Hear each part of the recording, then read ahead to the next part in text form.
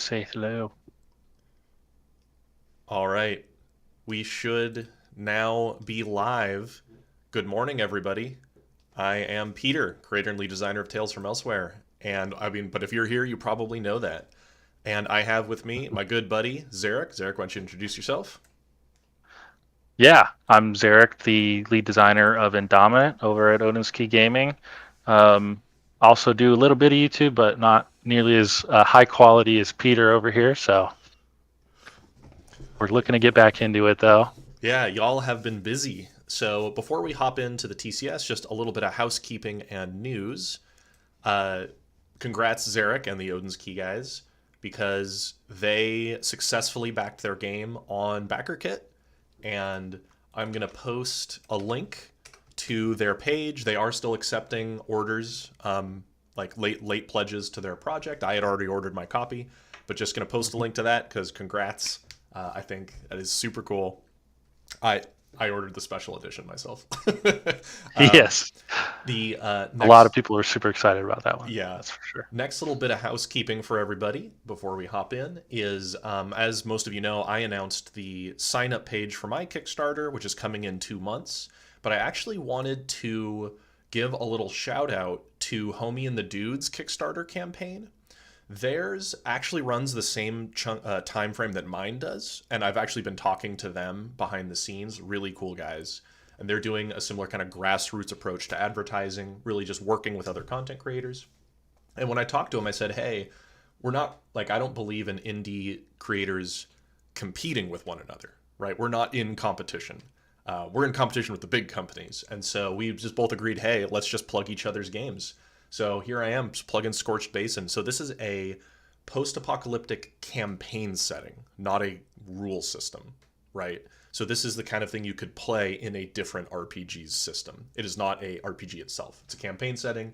They've got a lot of content creators like writing characters, doing voices, and all sorts of fun stuff. They're going to be at Gen Con. So I'm just going to plug another fellow indie designer who happens to be also kickstarting in September. So cool guys. And thanks Prof for on congratulating me on the Kickstarter. And if you haven't heard of it, of course, I've got my Kickstarter page up. But if you're in the TFE Yeah, Discord, you know that already.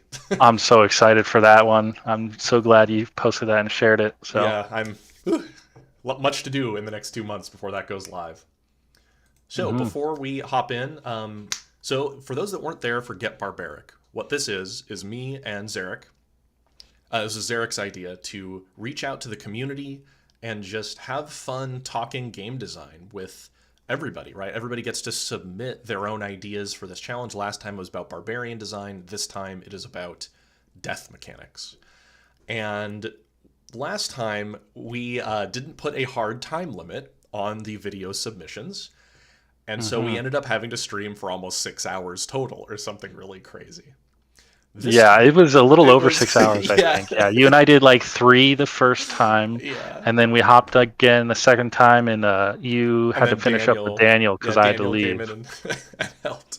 Um, hmm yeah, so this time we put a limit of 5 minutes on the video submissions and 5 minutes on reading a blog post type submission because we thought, hey, this then we could fit it all in one stream. Well, wouldn't you know it? We cut the time in half and we ended up getting almost double the submissions. So Yeah.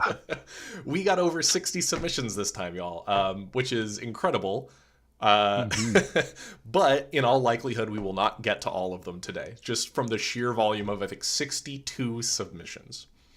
Yeah. So what we're going to do is we're going to get through as many as we can. Like last time, regardless of submission order, I've randomized the presentation order. I just assigned a random number to each one, and I just go from top to bottom, playing no favorites, nothing like that. It's just in order as my random number generator dictated. Um, and yeah, it's going to be like 7 hours of stream, Prof, if we do it, if we don't be careful. So hmm um, just like last time, we're going to show a video or read a blog post, and then Zarek and I will talk for a few minutes about what we thought was cool, what we thought was interesting, and we'll move on to the next one. We'll try to keep up with chat. There is a delay in YouTube on chat, so we'll be trying to keep up as best we can. And we'll go, buddy, until our voices run out or we gotta head out for the day, I guess. Yeah. Couple hours. We'll be here a couple hours though. Hmm. Okay, and I'm purposely not revealing the order in which these all go ahead of time, right? It's what the random number generator has dictated. Yeah. So, without further ado, let us begin the TCS Death Mechanics Challenge to see how people are handling death in their games. Or what the pee bottles are full. We'll probably take a bio break, Ryan. Yeah. Yeah, we're probably not gonna. We're not that committed. I love you guys, but maybe not that much. Yeah. Okay. So, according to my list, the very first one on the random number generator would be our good buddy TheSavageGoose. Mm-hmm. So he's probably going to be talking about Savage Worlds. All right. Oh, you meant your pee bottle, right? All right, so here we go. I'm going to mute myself and start the first video. And I believe, Zarek, you're in the watch with me. I am, yes, sir. Cool. And those of you watching the stream, do let me know if the audio isn't coming through great on these videos. We can adjust as needed. Everyone, my name is Goose, and this video is my submission to the Tabletop Community Spotlight on Death and Dying. In today's video, I'm going to talk about Death and Dying in Savage Worlds. Savage Worlds is known for combat being fast and furious, and for enemies, especially common foes called extras, to go down relatively quickly once they take damage. However, for player characters who are called wildcards in Savage Worlds, the system features some interesting mechanics that offer opportunities to avoid death, thereby enhancing the cinematic, pulp action adventure feel that Savage Worlds is going for.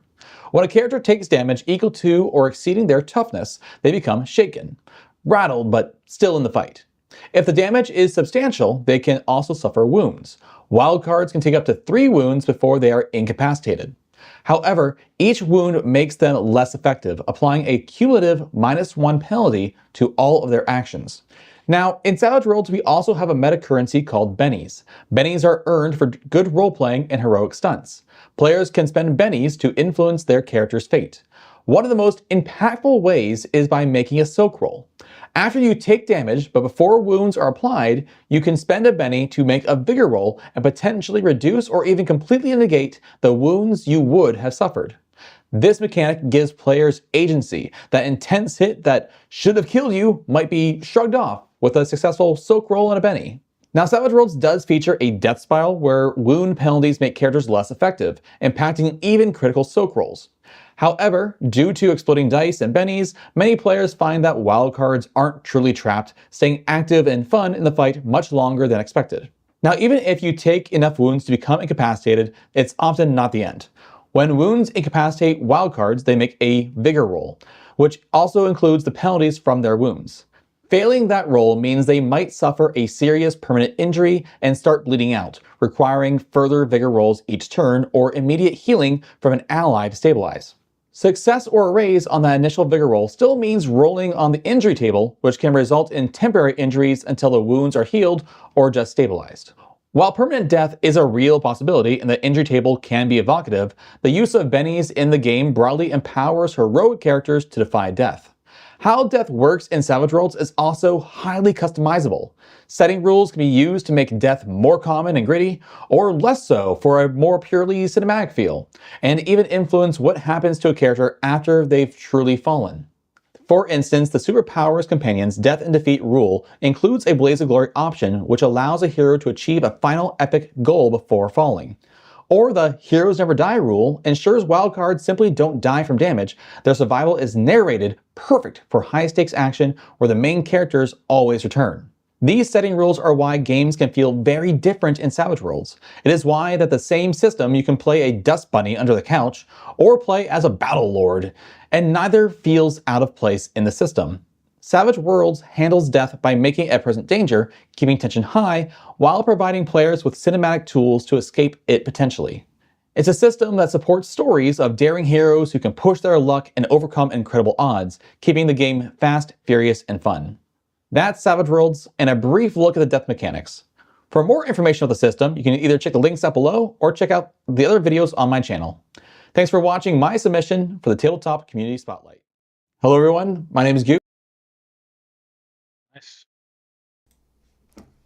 All right, and so I've adjusted the volume a bit, those watching, so Zarek, hopefully your volume's a little bit better now.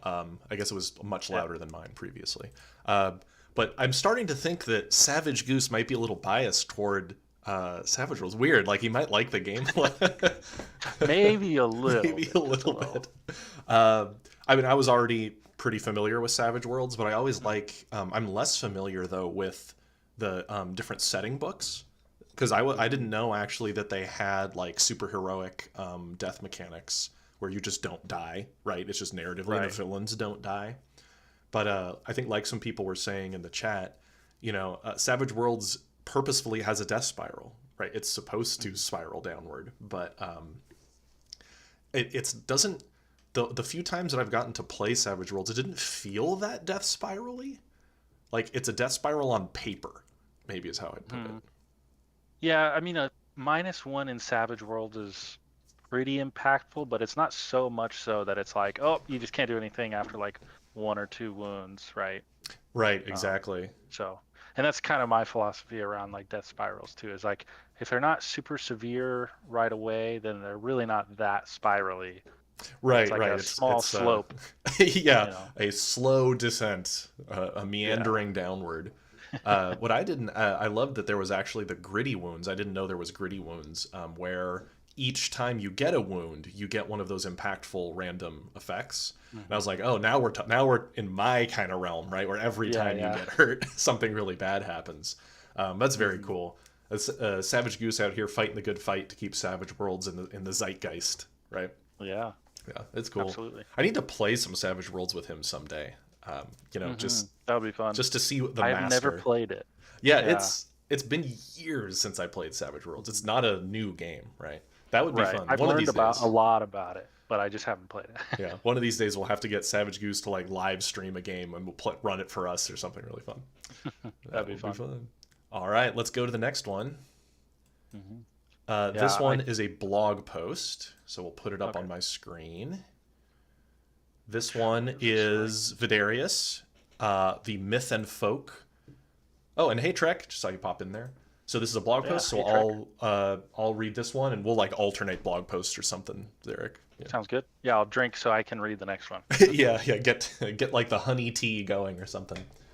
Okay, so blog post time, and hopefully maybe I could zoom in a little bit, make sure people watching can read a little bit more easily. Okay, death and dying in Myth and Folk. Let's start at the end, shall we? Death is a strange thing. In TTRPGs, we fling our creations into the waiting jaws of death, but are still somehow surprised when those jaws snap closed.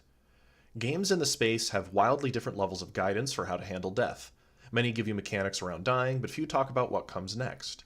They assume you know to roll up another character and wait patiently for the GM to introduce them. Unless the GM has a plan, maybe not a whole plan per se, but the outline of a plan. The P, L, and N, surely. In Myth and Folk, specifically on the disc world of Pelagi, death is a full-time job. Long ago, something went wrong. The cycle of rebirth through a piston and a race of psychopomps known as shades have been playing catch-up ever since. For characters in the world, what this means is that there is often a slight pause between when a creature expires and when their soul is collected. In that pause, there is possibility. Ooh. Player characters are well aware death is coming. Once their major condition track is full, they find themselves on the precipice. Their remaining life is no longer measured in moments, but in actions. They regain their full complement of action points, plus their current endurance, but stop regaining action points on new turns. Once they use their last action point, they die instantly. If they would be dealt a condition during this time, they lose 1 action point. If they are able to clear 2 major conditions, they leave the precipice and lock a condition slot to represent the exhaustion of their ordeal. Given all that, characters are left with a pivotal choice in this moment: fight or flight.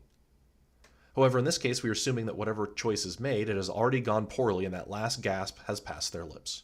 Once that last action point is spent, the character is dead, but not yet gone. In Myth and Folk, characters have 4 attributes that are represented by pools of d6s and later d8s. These dice represent how they spent their energies in life and will now do the same in death. The player whose character has died will be able to spend the dice that fueled their attributes to assist their allies, aiding the dice test their allies make, and ignoring the usual dice pool limit of 6.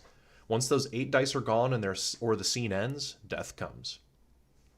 The Shade comes to collect their soul, sympathetic to their plight, but resolute in their duty. They will escort them to the Black Sands, where they can be woven once more into the fabric of life. The player is now faced with a choice. The character's soul can go willingly to the Black Sands. The players will create a new character and work with the GM to introduce them to the party.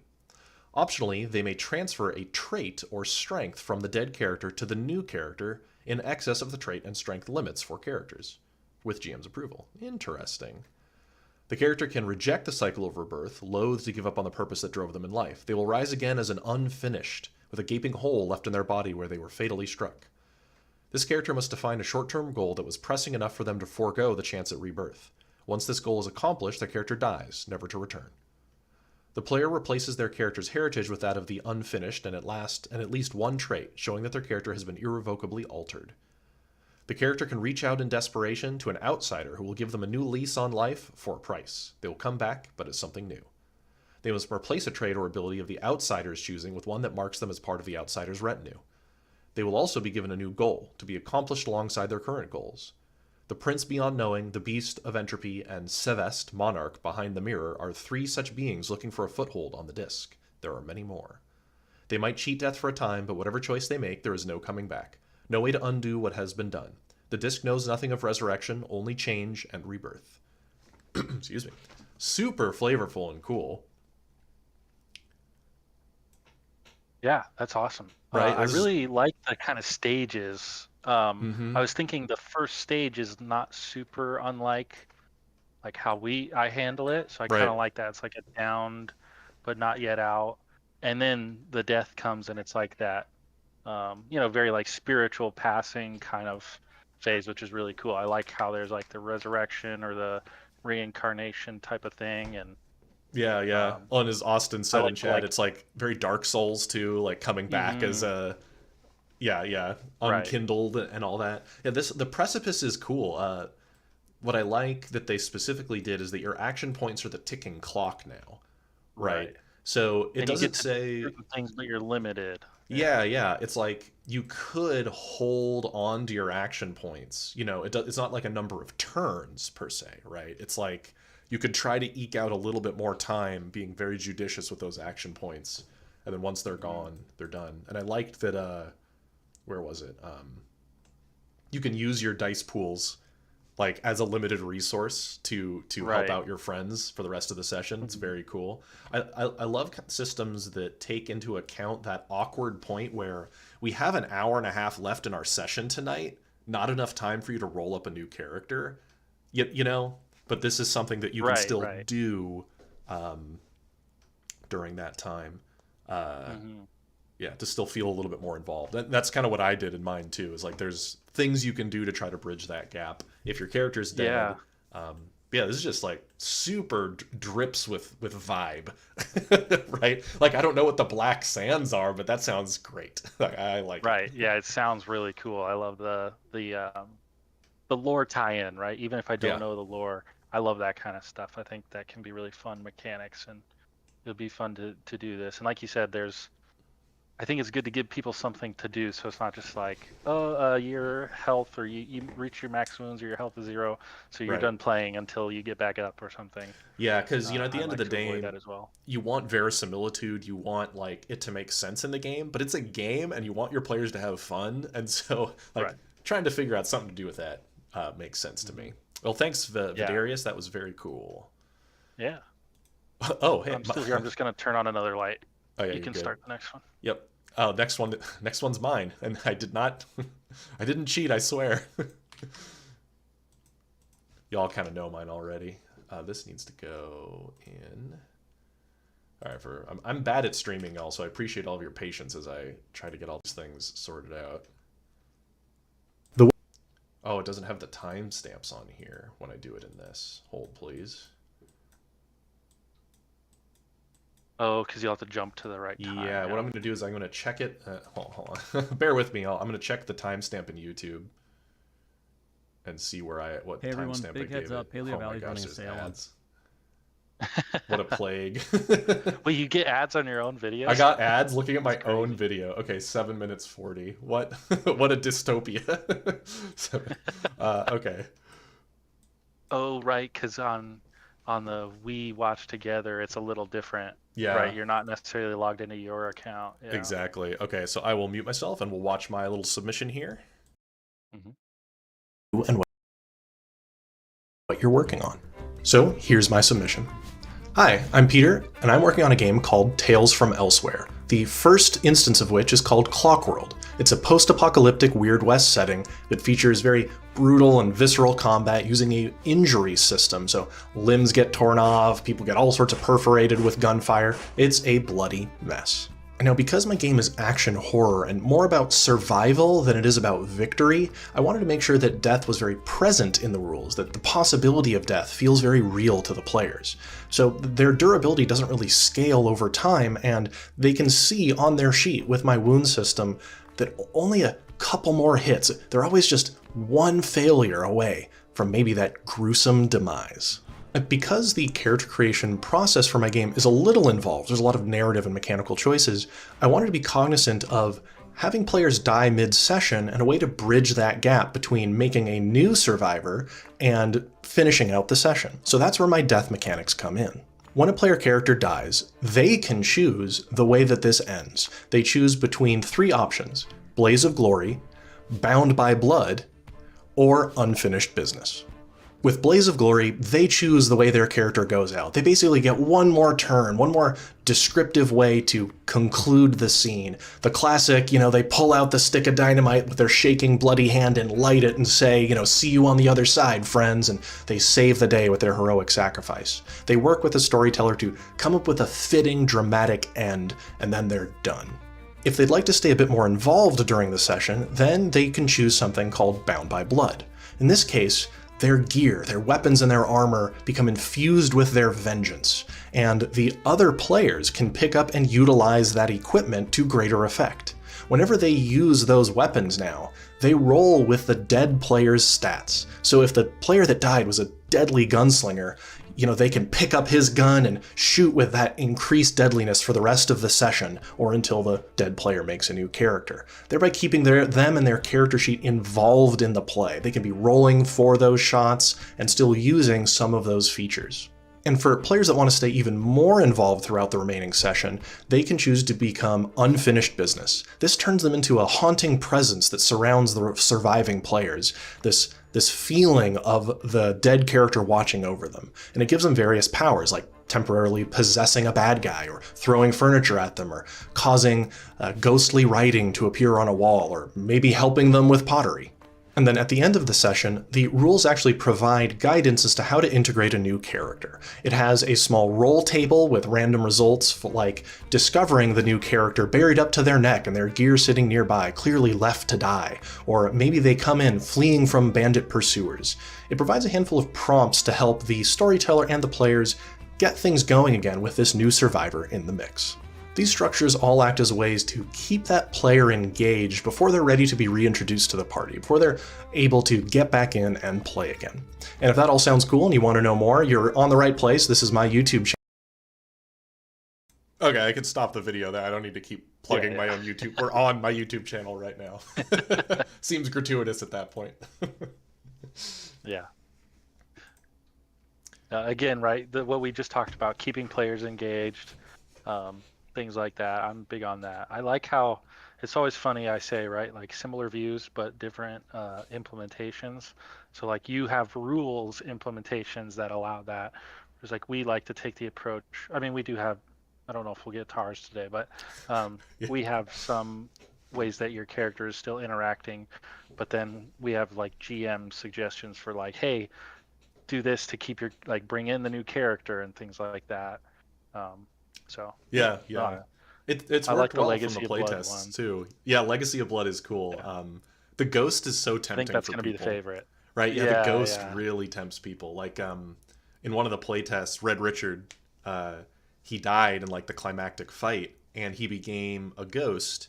And what the rules say is that it's not that you're a character now in the game, it's that you're a ghostly presence around your allies. And so you can help them no matter where they are. And so like one of them was getting carried away by a horror, and he possessed that horror just long enough like for them to escape. And it was super cool. The ghost option's the most involved, right? It kind of, my thinking was, depending on how involved the player wants to be, they can choose, right? Like Blaze of Glory is like, Yeah, I'm done, opt I'll in. start making my new character. Like, boom, now I'll go work on him. And the other ones, like Bound by Blood or Legacy of Blood, you keep your sheet on hand because your other allies are going to be referencing your stats and your gear. And then Ghost is like, I want to keep playing. But anyway, we don't have to talk a whole lot more about mine because, you know, we're on my YouTube channel. Let's do the next one. But appreciate all the kind things everybody was saying in chat there, Yeah. and also the teasing. Oh, nice. It's Ryan's. Yeah, Ethereal's next. this is convenient because he's actually here right now. It's really I get so excited because I've been putting together this Excel workbook, right, for like the last 2 months, but I haven't watched any of the videos. And Right. so it's Yeah, that so was me hard. last Like time. I usually try to watch all these videos from like content creator friends and designer friends right away, but I haven't been able to. All right, let's do Yeah. Ryan's game Ethereal. And I don't know if this one needs to be time stamped. It doesn't. Okay. Let me mute myself and get going. Only have 5 minutes, so no intro, no little quip. We're diving straight in today. Hi, I'm Ryan, lead designer of Ethereal here at FineGroundCryptids, and today's video is going to be for the submission to the Tabletop Community Spotlight, hosted by Peter at Tales from Elsewhere and Zarek from Odenski Gaming. The challenge that they have given us this time is to talk about death or failure states in our game, and oh boy, does Ethereal have a unique fail state. Let's look. In Ethereal, you work as an agent of the Beacon, a government agency that's dedicated to keeping cryptid activity out of the public eye. To do that, you work through mysteries and fight back cryptids. And yes, during these fights, as you are human, you can die, but that's not the type of failure we're focusing on today. No, because though you fight these cryptids, there is another mechanic built into the game called unease. As you work through your mystery, you may find the townsfolk becoming weary of you. Perhaps things they shouldn't have seen or heard come to light. This is where your group is expected to create cover-ups and conspiracy theories to try and keep this unease as low as possible. However, sometimes things don't always go how you plan. Maybe your cover-up just doesn't cut it, as an NPC knew some integral information that pokes a hole in your story, or you overlook a key element. In those cases, you might find that unease continuing to grow, and if it ever reaches that top 10, we have unique fail state. The great thing about this fail state is no one in your party knows what to expect. This isn't like hitting 0 health in other games where you know you're going to fall unconscious. No, 10 unease is up to the GM's discretion, as it represents something on a much greater scale that isn't just your character. It represents the locals being extremely on edge, untrusting, and possibly even threatening, as they no longer know what to believe. And what this does is it opens up a massive gate of possible different fail states because the players have failed to keep the citizens of the town calm and in the dark from the real happenings of the world. Maybe it's just as something simple where the townsfolk form a mob and run the player characters out of town, or maybe this mob tries to hunt down whatever creature is plaguing their city, which opens up new threats of more people of learning about the cryptid or even the citizens being hurt.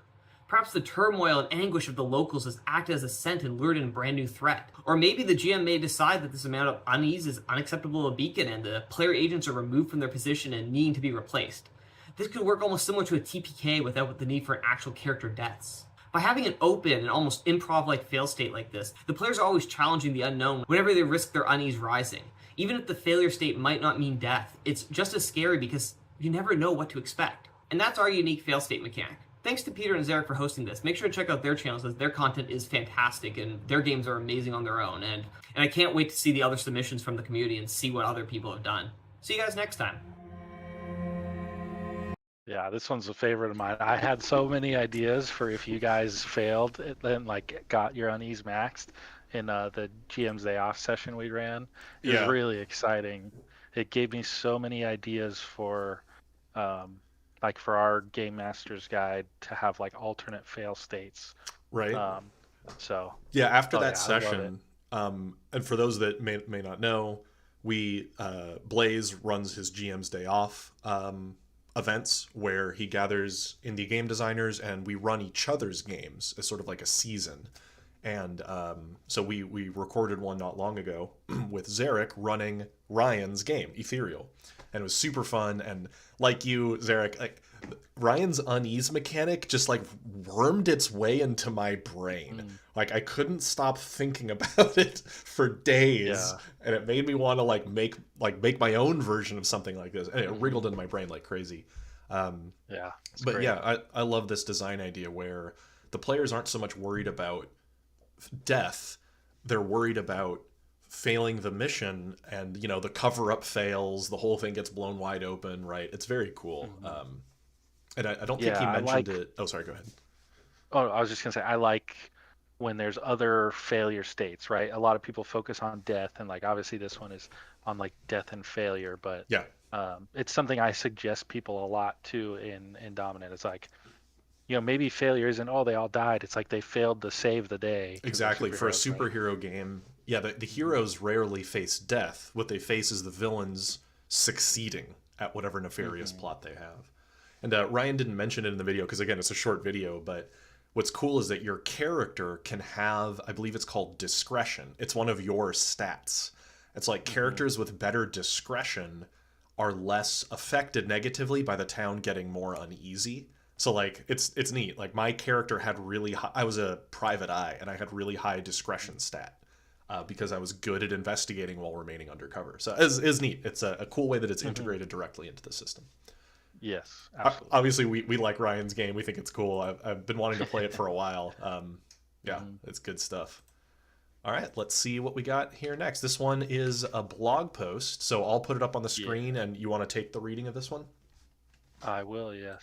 All right, let's see If here. I can't zoom in a little. So this is TardiGames, and this is called Disposable Characters in TTRPGs. And I'm going to zoom in a little bit for the stream, and hopefully that makes it easier for people viewing to watch. And I'll let you get to it. Okay. So, hi, I'm TardiGames, and I haven't published or posted much yet. Working on a hack of Cairn for a specific play style, which is gritty survival dungeon crawling, and it has a dungeon procedure, attrition rules, and some rudimentary progression rules. So he starts by talking about Darkest Dungeon, which is a main inspiration. It's a good video game, which has a very interesting gameplay loop. Briefly, in that game, you control and manage multiple characters that raid dungeons in teams of 4. The raids are short enough to fit in a single game session and provide a somewhat closed ecosystem where you need to manage resources such as torchlight, rations, inventory space, health, and stress while retrieving as much loot as possible. There are other quests too, but that's irrelevant to this topic. In Darkest Dungeon, death is always a possibility. The increase in the level of the party only increases the stakes of the raid. You go in knowing that you will lose characters, but that is never the end of the game. It's just a setback. There's an endless supply of fools and heroes to command. How this translates to TTRPGs. Firstly, the most obvious question is, what do you do as a player if your character dies mid-session? There's multiple ways to deal with the situation. Peter gives the players 3 awesome options. Great shout out, which we just watched, so we'll skip ahead. Another approach comes from another great video game called Crawl, where the dead player controls monsters and traps in the dungeon.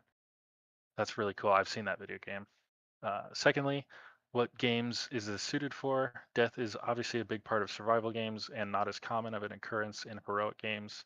Death also heavily impacts the narrative of a game, especially if it is irreversible. No revivify and no dark vision for my players. In a game where characters are expected to die, character creation should be quick and dirty, thus the characters might not start out with too much flavor or roleplay. So in such a game, the players will engage more with the mechanics and their immediate environment with an overarching plot or narrative, and will probably not get too attached to their characters. Mechanics and implementation. It's unsurprisingly easy to make games deadlier. More damage, less healing is obvious, if less interesting tweak, but mechanically speaking, I'd like to address the near-death state. Removing it completely can make death anticlimactic. The key here, I think, is increasing the penalty for being revived from it. Darkest Dungeon has a pretty heavy penalty for characters who come back from death's door. Pathfinder also addresses this. The nature of the penalty depends a lot on the particular rule set, but I would avoid plainly numeric penalties since they're at best boring and at worst frustrating. Wound systems are perfect for this. Conclusion, the role of death is to provide a substantial stake and cost of failure, shaping the way the players engage with the game. While deadly games can be interesting, they thread the line between fun and frustration. It's very important that the players know what to expect beforehand. It's good stuff. I mean, I love Darkest Dungeon, and so as soon as I saw that being mentioned, I got, like, I was there for an inspiration. I've never actually played Cairn, sadly, but the idea that the players know that their characters are disposable, right? That the story is more than just what these individual characters are. It's about the whole effort is very cool. Yeah, I usually think too, I mean, depending on the game and the players, and if it's like a long campaign, having a backup character I think is always good, unless the game doesn't have death as a possibility. Of course, it's not necessary, but Yeah. I think that's another way to kind of bridge the gap where maybe character creation isn't super quick, but you still have it so that they can play another game or play the game still. And like you were saying, there's like fun ways to introduce characters, new characters. So Yeah. And Jonathan Frost mentioned Dark Sun. The couple times that I've previously played Dark Sun in D&D after second edition, actually played it in fourth, and we also played a Conan game. The GM always said, bring a backup character just in case. Like, have one ready to go because of the heavy lethality. I just wanted to point out that this paragraph here, talking about near-death states and the return from it, is really interesting, like design philosophy-wise. And I'd have to think on this longer. But, you can have some games are binary. You're either alive or dead. A lot of games, though, do an intermediary state where you're dying. Like D&D, if you're at 0, you're down, right? Like you're dying. You're like incapacitated. And so what those 3 states are and how you move between them is interesting, right? So there's a lot the other blog post that we just read kind of had that, right? They had that like intermediary the precipice is how they called it, right? And that the precipice in the previous game, in Vidrarius' game, you can't come back from, right? Once you hit the precipice, you just have choices on where you go from there, but there's no returning, which is also interesting, right? It's an intermediary state, but from which you can't return. But anyway, philosophically speaking, I think we could do a whole video just talking about the ternary states of death, but we can't can't do that, sadly. But really interesting. Another time. Another time. So TardiGames, just really cool blog post. I don't know if they're in the chat, but very cool stuff. We've got another blog post. So we actually had almost half of the submissions are blog posts this time, which is interesting. Okay. And which is totally fine by me, simply because it opens up for people that aren't comfortable necessarily doing a video. So I'm going to zoom in, and I'll read this one. Okay. So Seeking Dao RPG. This one was submitted by Yakubo. So Failure, Death, and Consequences. Originally, as I was planning to publish articles about the social and combat systems next. However, since an opportunity came up to participate in the Tabletop Community Spotlight organized by Peter and Zarek, there's been a slight change of plans. Oh, okay, this is an intro. We'll skip ahead of that a little bit. Okay, here's the actual post. Oh, super cool art, by the way. Seeking Dao is an RPG inspired by the Jianxia genre. I'm probably butchering that. Does not shy away from the theme of death. Deadly duels, clan wars, key deviation, or the heavenly tribulation. Any of these can spell the end even for the most powerful cultivators. Ah, it's a cultivator RPG. Okay, I now have context. Interesting. One of the recurring motifs in such stories is the idea that there is always someone stronger or more gifted than you. To match them, you often have to risk your life in dangerous situations.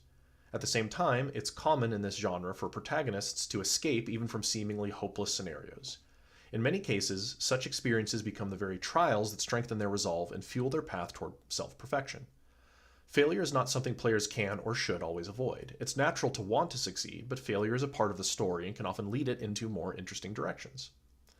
The uncertainty of success or failure adds tension, which is vital to the game. The player should indeed feel like the main character of the story, but at the same time they should encounter people and beings more powerful than themselves.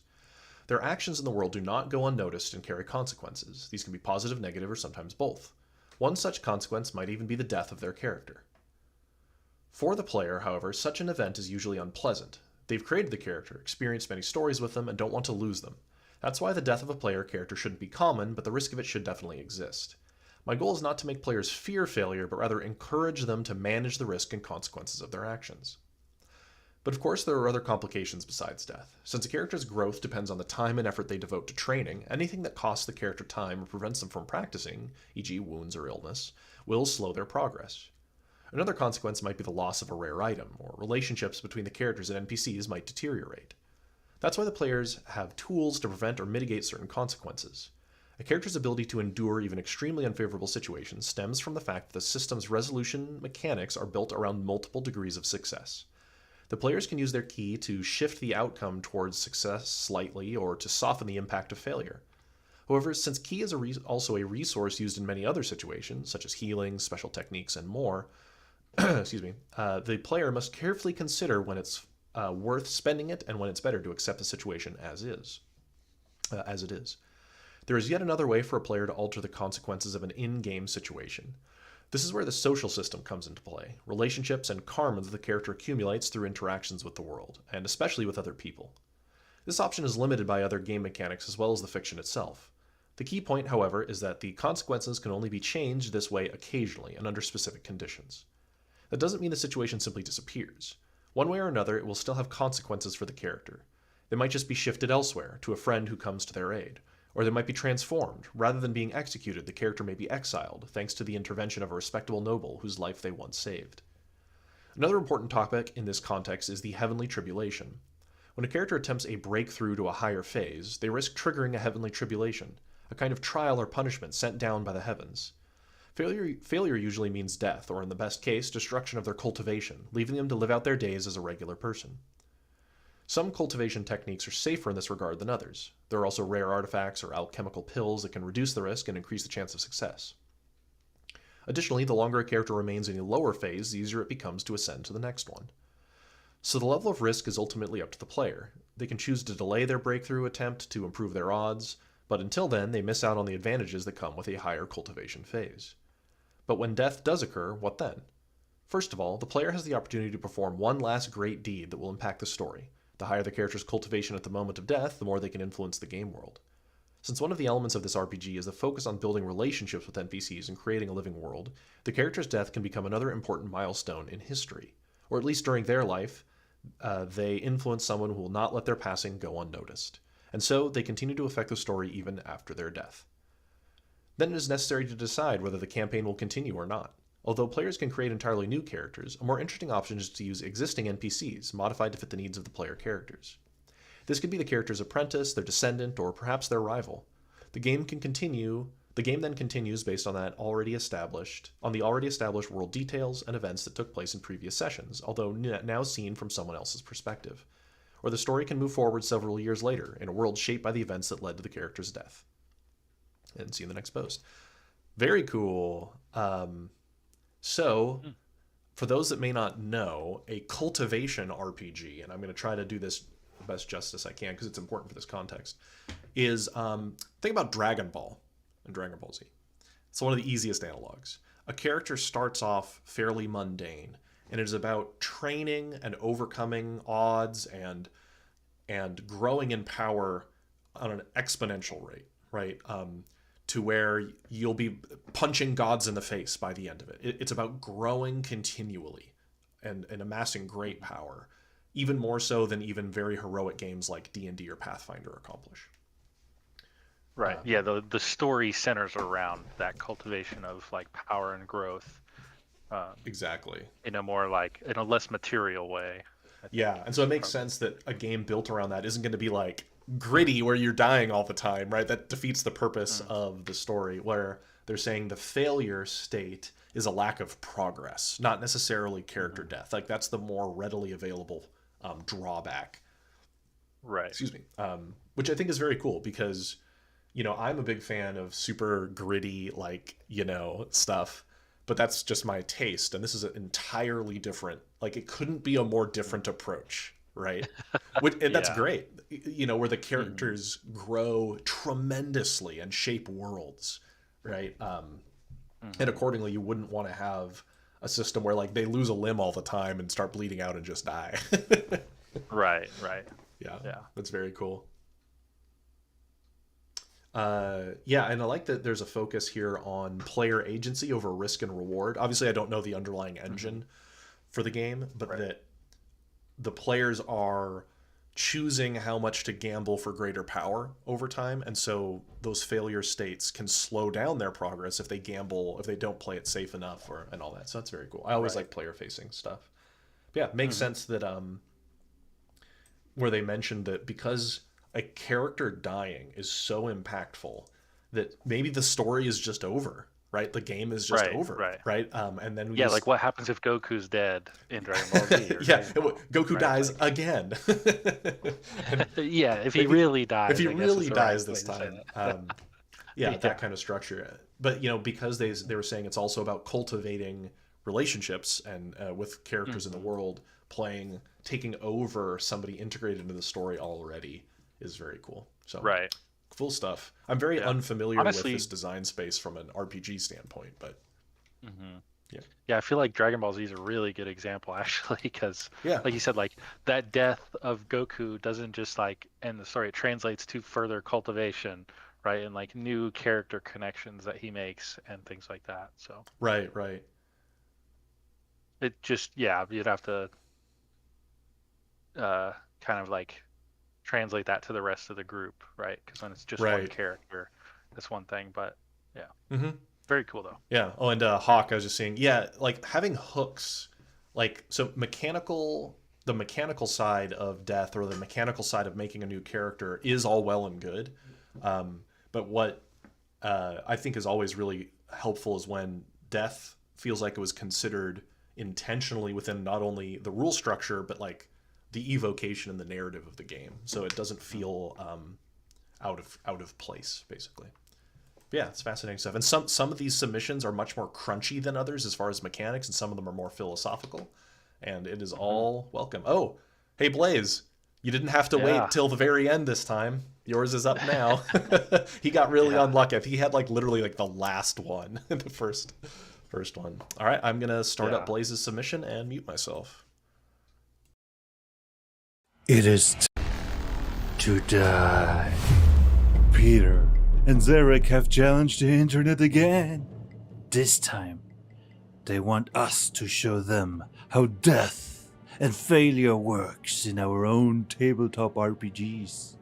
I accept that challenge for my own system, IshanekonWorldShapers. But this time I've only got 5 minutes. Tick-tock. Time is running out. IshanekonWorldShapers has a classic HP system called Vitality.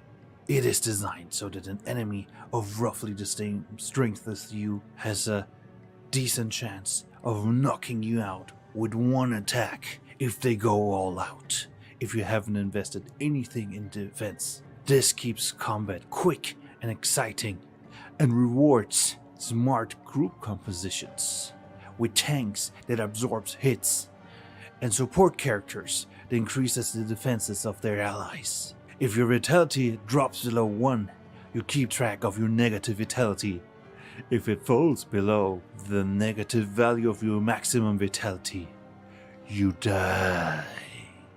This system prevents the prevalent yo-yo healing problem of D&D 5th edition, since you need to heal up all that negative vitality before your allies get back up again. So you better keep that full, or else.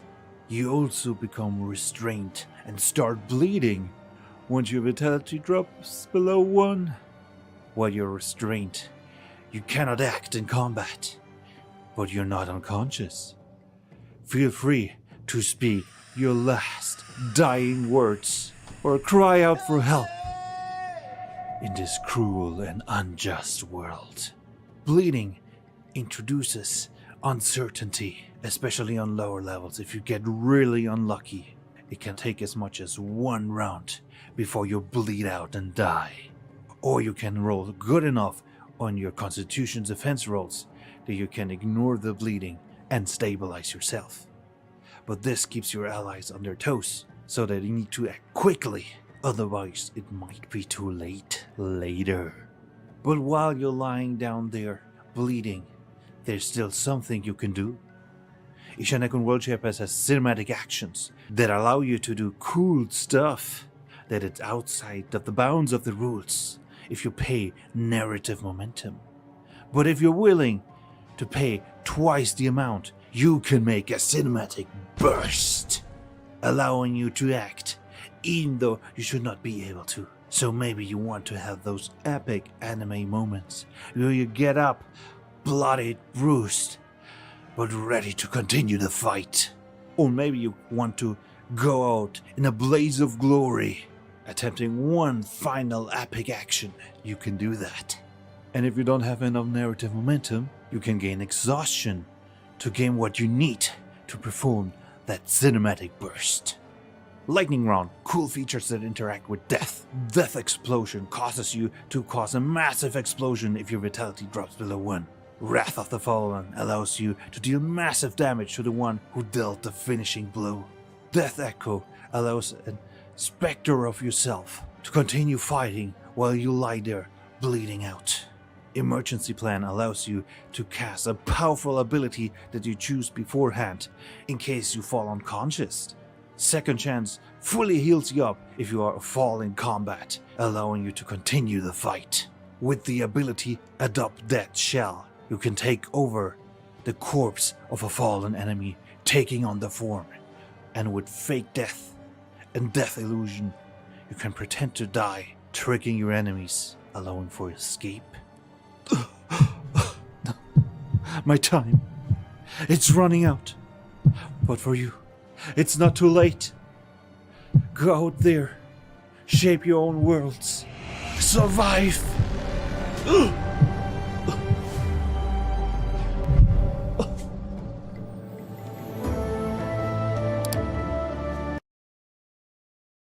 It was amazing. Absolute Chad using like 10 to 15% of his allotted time for the bit. Yeah. Mad respect. That was amazing. That's super cool. Obviously, we love Blaze and his game.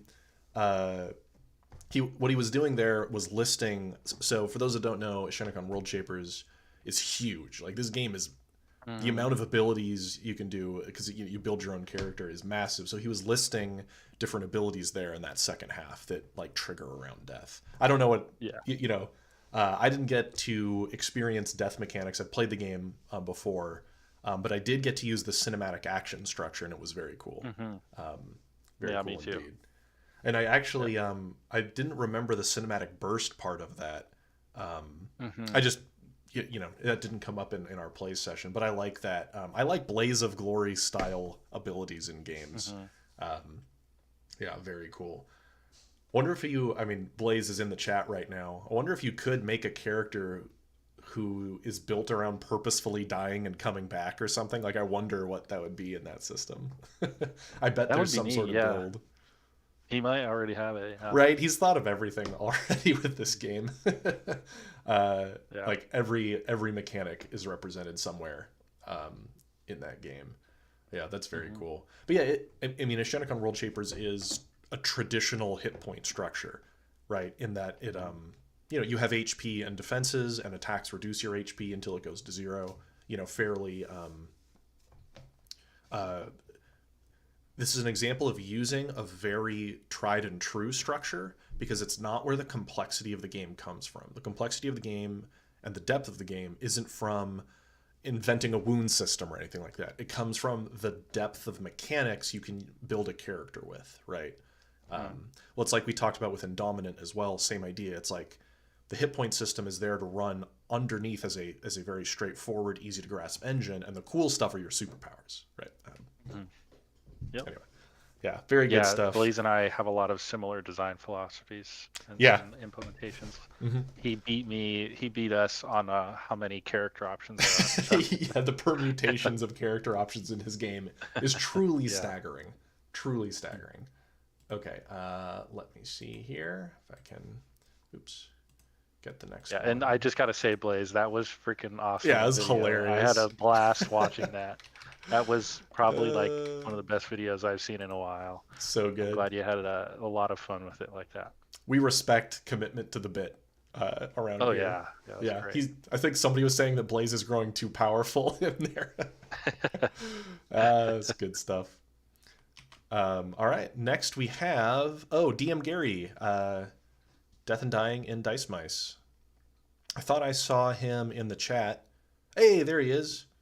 I see Dice Mice in there. Hope you're feeling better today, my friend. We're going to turn on the next video, and I'll mute myself. In Tales from Elsewhere Discord, there is a community spotlight being shined on smaller RPGs and their communities and going over how they handle death, failure, and dying in their systems. In Dice Mice, when you die as a mouse, you die on your feet. There is no unconscious, there's no just wait around for my turn and I just make a death saving throw and then move on. We think that that's kind of boring, so mice die on their feet. That means that when you get to 0 hit points, and we do use hit points like an older style of D&D, we do not use wounds or anything like that, you will make a mortality check. As one of the most common ways to make a mortality check is below 0 hit points. You roll, you add your constitution modifier. In our example here, that is 2, and you subtract the amount of damage you took below 0. The character had 4 health remaining. They took 8 points of damage, so they're at -4, so they took 4 damage at 0. And then they roll that 1d20 -2, and they go to this chart that you can see on screen for what is going to happen to them. And they might have a certain amount of time before they die. They might die instantly. They might have 1 round to go out in a blaze of glory, or they may just be sort of dazed and recover from it fairly well. And you will keep track of that negative hit points. If you do get hit again and you're at -4, you get hit for another 8, that means that now you're making that mortality check, 1d20 plus your con mod of 2, and now -12. So a d20 -10 means you're pretty likely to get one of those really nasty results. And in this system, there are no clerics. There are no people that can just toss out healing. These mice heal by potions, which have their own drawbacks, or they heal with time. As you can see, if the Stewart was able to get a 6 on this table, even if they do get magical healing, so they do not actually die, they've got 2 weeks worth of bed rest in order to recover from it properly. So you drink a potion, maybe you'll be okay. Well, if you drink 1 potion, yes. If you drink 2 potions, that's the second most common way that mortality gets rolled. And if you drink 2 potions, they mix chaotically in your body, and they might cause you to take a bunch of damage. They might cause you to die instantly. You might explode when you have 2 pieces of chaotic magic mixing within your belly. And that might be just as bad as if you didn't drink a potion at all. So drinking potions is very useful, very helpful, but is not going to be a panacea for all possible ailments that come your way. And you might say, well, I've been playing this character and I die and now that's my only character. Well, no, in this game, you're always playing a stable of characters. And one of the basic rules is if you go out on an adventure, you have at least 2, oftentimes more, 3 or 4 backup characters waiting in the wings to be able to jump in at the end of the scene if a character is killed or incapacitated. So even if Stewart is able to recover, they will go to 0 hit points. They will not be able to take any actions. They're no longer at risk at dying, and they will likely be retired, and that player will be able to bring in one of their other characters to play. And you might say, well, I want to not just die. I want to have something happen. Especially if I'm playing a higher level character, I want to be able to survive. I'm invested in them. I want to see what happens next. And there is something for that. If your character reaches level 4, they become a heroic mouse. And heroic mice, when they go down, they go through the exact same process, but if they get the result of they die, they can remove themselves from the scene if they so choose and say that they got a heroic injury as long as their body is recoverable. If they get glooped and taken off into the sunset, well, no, your body was not recoverable, but if they just take a powerful blow to the chest and they are there and the rest of the mice emerge victorious, they can say, I have taken a heroic injury, and they will attempt to work to recover from that heroic injury, and they work with their DM to see how severe that injury is going to be. And if they take another death while they are attempting to recover from their heroic injury, they do die, and their legend will live on by passing the torch to one of their other family members. They will pass a cherished item from that character to a family member, to a new exemplar that is the little brother, and there will be a story that will be built into the little brother catching up to the ideals of the big brother. And once they attain the glory that the older brother had, right, you have Stuart's little brother, when they make it to level 4 and they are now the same level as big brother, their torch will change. It will become a magic item, or the magic item that the torch was designated at will become stronger, and we will sort of carry on their legacy as a new character, but the original character is unfortunately still dead.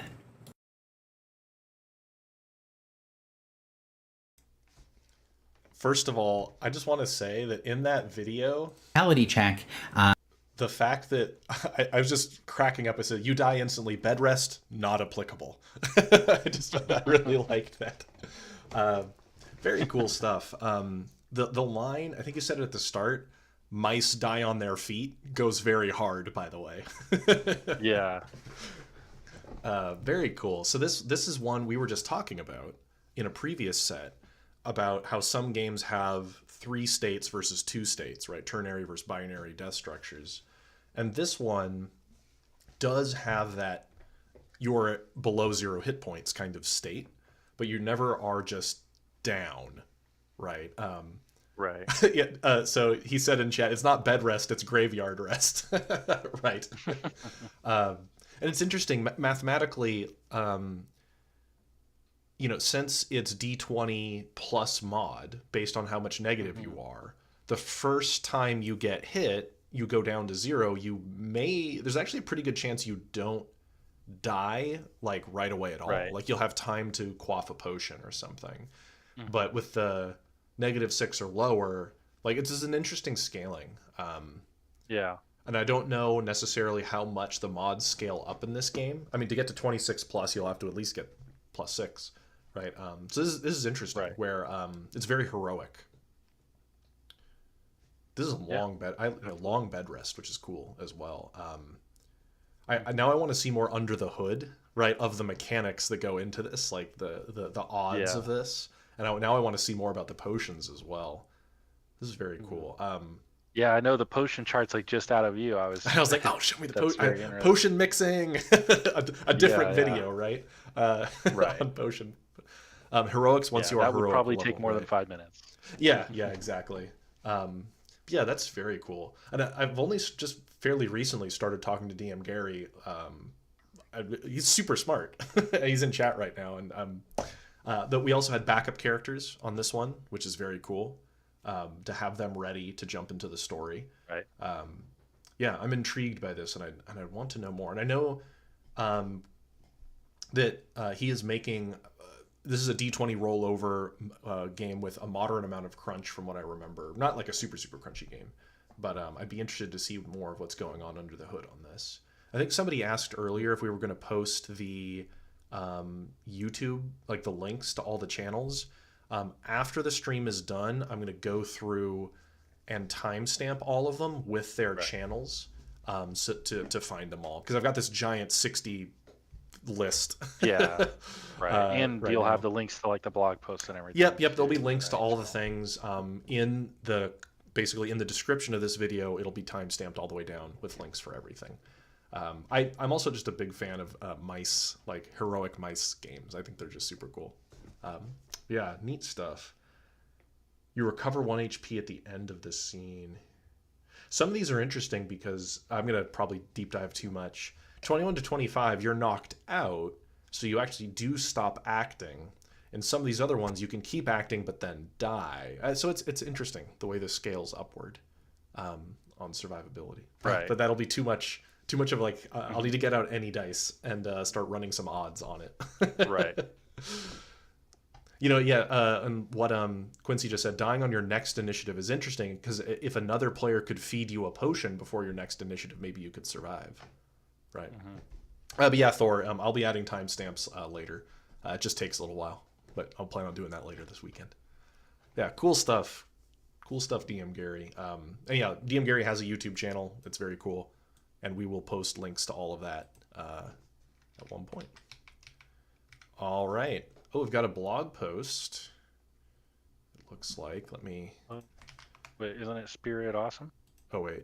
Oh, no, you're right. Yep, you're right. It's because I had it. Oh, I got confused. Oh, Spirit Possum. Okay. Very cool. Oh, yeah, I missed a very important letter. Yeah. Spirit Possum, a vital letter. So Spirit Possum, I haven't seen her in chat quite yet, but that's okay. We will go for her video now. Welcome in, random rollers. Today we are talking about the game's death mechanics. This is entirely thanks to Peter and the crew over at Tales from Elsewhere. He is making a very fun game. You should check out his channel if by some chance you haven't already. Back on Tales from Elsewhere YouTube channel. So, Ravensgate, Star Dragons, and Our Own Devil are all simply different places in the same TTRPG universe. There will be more as well, as this is an easily adapted universal roleplay system. But this is how death of characters works in random roll games. Let's say a dragon lands in front of the character you're playing and breathes fire before you have a chance to get them to safety. They burn to a crisp and now are dead to survive, like really overpowered. So if you don't, your character will likely die. If not at first, then when they meet their devil. Yeah, won't get into that now. In fact, most random roll games don't have you build a character before playing. Instead, you discover your character as you play it. This is part of the fun and lets a new player jump right in. It also means that if the character or characters die early on, hopefully players won't be too attached. So, back to that dragon fire. Random roll games do not use traditional health points. Instead, it avoids the battle of attrition by using a wound system stolen from Peter himself. Inspired by. Usually, there are exceptions, like if someone has the vampiric power, they instead use the blood stat like traditional health points. It actually makes them hard to kill. So, a lot of players like them. That power. Random roll games are what I call pseudo-crunchy. They feel rich and full of multiple mechanics and systems, but really they are not. Most mechanics are just reskinned and reused, making it truly a rules-light TTRPG that has a satisfying crunch, at least for me. And a core theme in the rules of three. The rule of three forged by Amish Knight, one of my main lore masters and credited authors. So that means that a player's character has 3 possible lives. A character has 3 stats, but stats are actually resources. Blood, first life, living flesh and bone. Then karma, which is the second life, element-based Jin mostly, more hard to explain there. Spirit, third and final life. Wraith and undead think that way. Zombies maybe that's more complicated again, we won't get into that. 3 strikes if the character managed to stat resource well enough. If not, if they just decide to let the character perish and rest in peace, then no more. The character is truly dead. No death saving rolls, no traditional revives. Even with these 3 chances, the cost is the death of the body, mind so to speak, and then spirit. It is both fun and harsh, but leaves plenty of room for unfinished business usually. You know, like Ghost, they have unfinished business.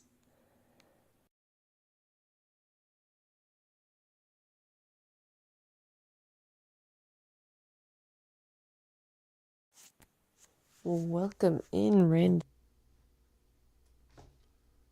Oh, there we go. I'm unmuted now. That was fun. All the memes, were good in that one. A lot of whenever I see anybody referencing aliens with "Game Over, Man, Game Over," I always love it. So just to clarify, I know some people had some questions. I believe so. Spirit Possum, her game is called Random Rolls, and then there's a couple like settings that have bespoke sub mechanics on it, kind of like how you could take Savage Worlds and build different setting mechanics on top of it.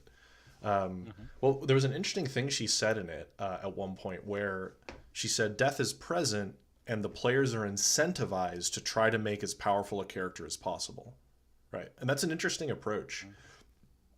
Excuse me, because some games it's not about optimization in that way, right? Like you're supposed to, some games you're supposed to explore whatever kind of character concept you want.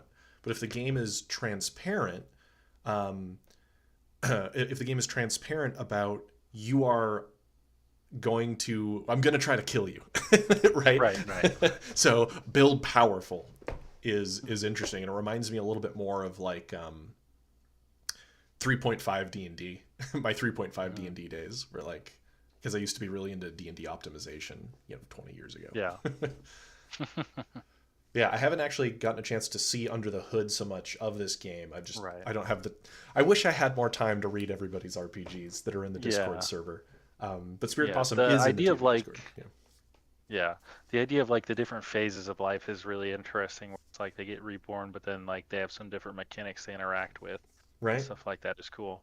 Yeah, and they mentioned stats as resources, which makes me think uh, cipher system, right, on which Numenera and all that's built, right, where you have might, speed, and intellect, and these are your stats, but they're also your resources, and leveraging those as a health abstraction, I always think is very cool.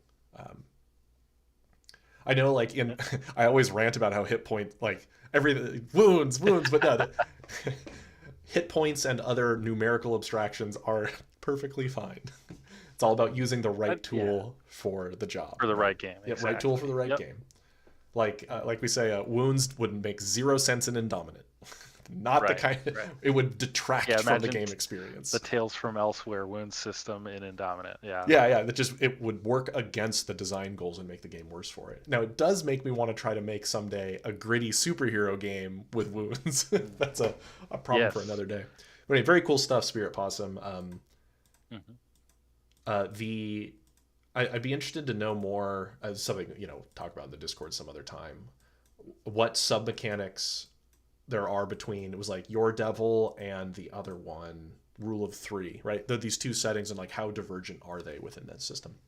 So very cool. Yeah.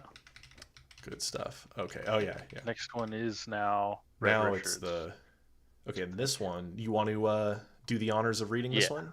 I'll put it up on my screen. Absolutely. Let's see if I can make this look okay for the viewers. Oh, this looks questionable. Oh, I don't want an AI summary. Get away.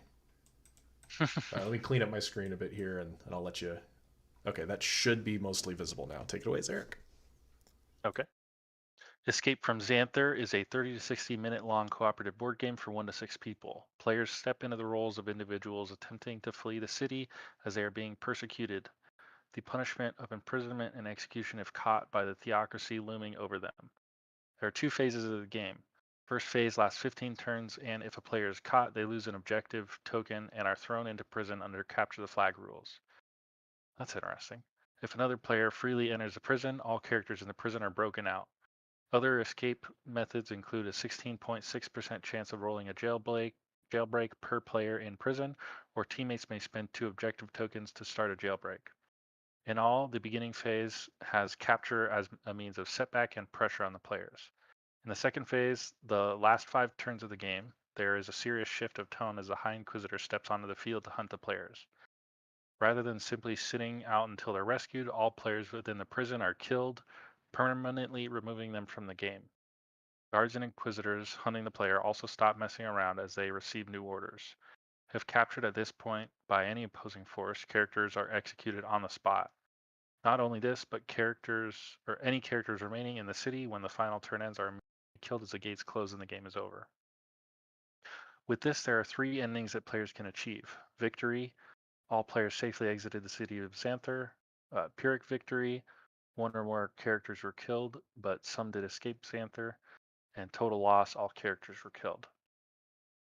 The idea behind this mechanic is to create a gradual feeling of pressure that is constantly and unrelentingly being turned up with every turn that passes. By the end of the game, players are often sitting on the edges of their seats.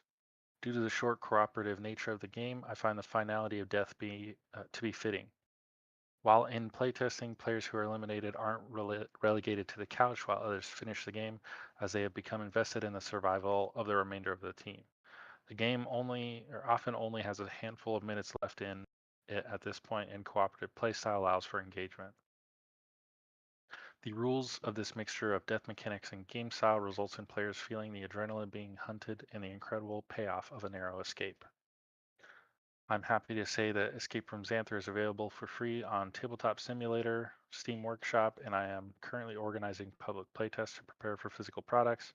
Accommodations can be made for those who don't have a copy of TTS but wish to playtest anyways. Anyone who wishes to play can find more information in the TFE server under playtest game chats and game repo. Yeah, I think it'd be cool to apply some of those kinds of mechanics to a TTRPG. I think you honestly could. Yeah, because this is a board game with some role-play elements to it, right? Rather than a role-playing game with some board game elements to it. But the same kind of design thinking can still go in, right?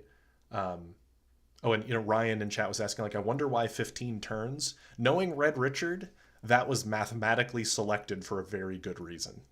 Red runs the numbers on his games and on everybody else's games. Very good numerical analysis. I like that because this game has such a clear objective that is escape, and you have to risk reward if you want that Pyrrhic victory or a full victory, right? Like, do we leave behind our friend in jail or try to break them out in time to make our escape? Is very interesting. Let's see. In the second phase, Sirius Hypnotoes, High Inquisitor steps into the field, how the players. Yeah, and the last 5 turns are where the extreme time pressure happens. Yeah, so it's the failure. It's like super deadly. Yeah, super deadly. Yeah, very interesting. Very interesting indeed. I want to see. Obviously, I want to play this game, and I've gotten to see a little bit of it. But I wonder how much it says you can spend 2 objective tokens to start a jailbreak. I wonder how difficult that is for the players, right? How much of a sacrifice those 2 objective tokens are. Now I'm imagining, like, it's in the movies, like, let me out, guys, and like it's not worth it though, and they just leave them to rot in prison and leave them behind. When I play board games, I tend to role play a lot just because I love to get super into the board games. I can tell I'd have a blast playing this, just absolutely role playing and not necessarily making optimal choices. Yeah, it's always fun. I love the balance of like, like wagering your success, right? Like you said, if you try to save your fellow players, you might result in a total loss, but if you want to have the like complete victory, exactly, it's like, do you cut your losses and make it out, which is a very good thief breakout heist kind of system where you want them to gauge cutting losses. Oh, that's fun. Yeah, I saw Twice Dead Mage about our voices being good for audiobooks. Thank you. Hello, everybody who just hopped in. I guess some new folks have hopped in since we started. Welcome. We are, how many in are we now? Let's see. That was number 10. We're making our way steadily through. Yeah, we got 70 viewers too. Nice. Wow. Yeah, that's so awesome. Yeah, welcome everybody. For those, I assume everybody who's here knows what's up, but basically these are all community submitted death mechanics or failure states in their role-playing games or games that they're designing. And so we're just having fun going through them, sharing them with everybody. And like I said a little bit earlier, on the VOD of this on YouTube, every game will be timestamped with links to their channel, like a link to the video that we're watching so that you can go check out and learn more. Pretty much everybody who's in this video is also in the TFE Discord server, so you can probably hit them up there if you want to know more. Yeah, don't forget to like the stream, by the way, too. Oh, yeah, hitting like on the stream is good. So more people see it. Yeah, it helps surface it. I just realized there's 7 likes. Yeah, more! Yes. And, on a semi-serious note about liking, so for any content creation, the success of a video is often based on how engaged people are with it. So liking it and commenting on it tells YouTube that more people should see it. And especially for these smaller YouTube channels, like I'm not even huge myself, but if you do go and watch any of these videos that I'll be linking, be sure to like and subscribe and comment on their videos, because even just a little bit like that goes a long way when a YouTuber is first starting out to get YouTube to pick up their content. Like it means a lot to small creators in particular to do the engagement stuff. It doesn't make them make money or anything like it's not about, but it exposes it to YouTube better. All right, next video. Yeah. I think I have a playlist. I just don't know how to share it. Yeah, Zarek's been working on the YouTube playlist for all of the video submissions. But if you type into YouTube just hashtag Tabletop Community Spotlight, you'll also get a bunch of them. But like I said, this video will have them all at the end. Yeah, don't forget to smash that like and subscribe. This video brought to you by Raid Shadow Legends. There, I just dropped the link for the playlist. There you go. Thanks. Cool. Thanks. If they want, they can jump in and just go through all those videos and like and subscribe, like you said, and comment. Very cool. Ideally, you do watch the whole thing because view time matters too, because the algorithm. But yeah, and this video is not a monetized video during the stream because I don't want ads to interrupt the stream because they'll like insert them randomly as we're streaming, and I hate that. Anyway, to the next video. This one is Isaac, who has a Wuxing game. Isaac has a really cool podcast. Just gonna like plug his podcast really fast. That I've been on, setting the stage. Zarek, have you been on that one as well before? I have not You have actually. not? Okay. Yet. I need He to. has a huge backlog of like recordings, but very cool guy, very knowledgeable. So let's check out his video. Just a note, at least if I remember correctly, I think the volume on his voice is quite low, so you might need to turn the volume Hello, up. and welcome to GoCorral Gaming. This is my first video, so I'm going to have a little bit of stuff to get out on it. My name's Isaac Shaker. I'm the host of GoCorral Gaming. I've been playing and DMing TTRPGs for 25 years now. I'm also the host of Setting the Stage, a podcast that interviews different DMs about their campaign settings to try and give them a way to present material that is not covered in actual play sessions. I'm currently designing an RPG called Wuxing, which is based on the 5 elements philosophy of Chinese medicine and magic. And the Tales from Elsewhere server YouTube channel is hosting a Tabletop Community Spotlight on death and failure mechanics that I'm doing an entry on. This is what this video is. Answering the question pretty quickly, what does death look like in Wuxing? Death is just death. There isn't a lot of mechanics on what happens after you die within Wuxing. It's just you're dead and you roll up a new character. The purpose of the system is to try and make the knife's edge between like death, falling off the cliff, and having a living character be the most exciting place to play. And I've done that by adapting the Tales from Elsewhere wound system and changing it slightly. So wounds are still the same. There's still like this pyramid structure with like, you have minor wounds and then serious wounds and then critical wounds. Same thing. Nothing's different there. Strain is a little different. Strain is now called effort, where it still functions as sort of like getting hit a little bit.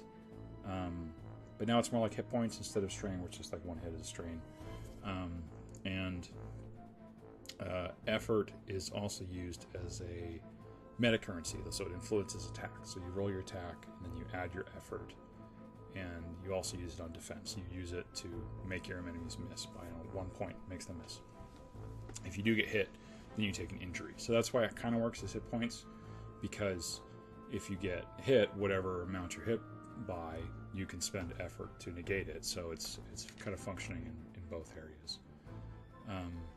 The way to encourage that knife's edge effect is because you can let an injury through and not spend effort. That gives you more chances to do attacks, because then you use your effort to ensure hits on your offense side. And injuries are also one of the ways that you gain experience points. So if you have enough effort to like attack someone and get back at them, then you can take an injury, and that can actually give you experience points such that you gain a new power that's like really effective in the current situation, and then you can use that to attack someone back. So there's this encouragement with the design to take hits and put you closer to death, so that you're able to then use that to sort of, it's like your character breaking through and discovering something new when they're forced like on the edge, kind of. That's the idea. So it's this motivation for your character to push past their limits and unlock new potential. So I thought of an example for this, like you're fighting the evil monk of the Jiannong monastery, and he keeps hitting you with his scorpion kick attack. And your character takes 3 injuries, like 3 hits, doesn't spend a lot of effort to negate those. And it's not death, but it's close. But with the XP gained from those 3 injuries, now your character has a new move, and we'll call it like Silent Owl Strike, which is the perfect counter to the Scorpion Kick attack. So then you use that Silent Owl Strike, and because it's so great and you have all this effort left over, you start spending that effort and you're able to easily defeat the monk. And that's a choice. It lets you like get a new effect. lets you defeat the monk, but now you're injured going into the next combat because while your effort refreshes every combat, your injuries do not, and you're kind of stuck with them until the end of the adventure is the general idea. So is it worth it for your character to improve their martial abilities, or was that too much? Did you go too far? So the basic question is, do you risk getting closer to death for attaining the pinnacle of martial arts, or do you play it safe?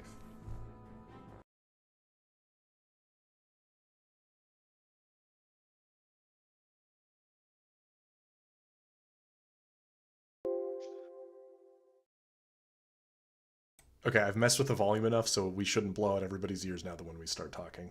So yeah, that Windows sound was, I adjusted my desktop's audio because that's where the audio is here. Right.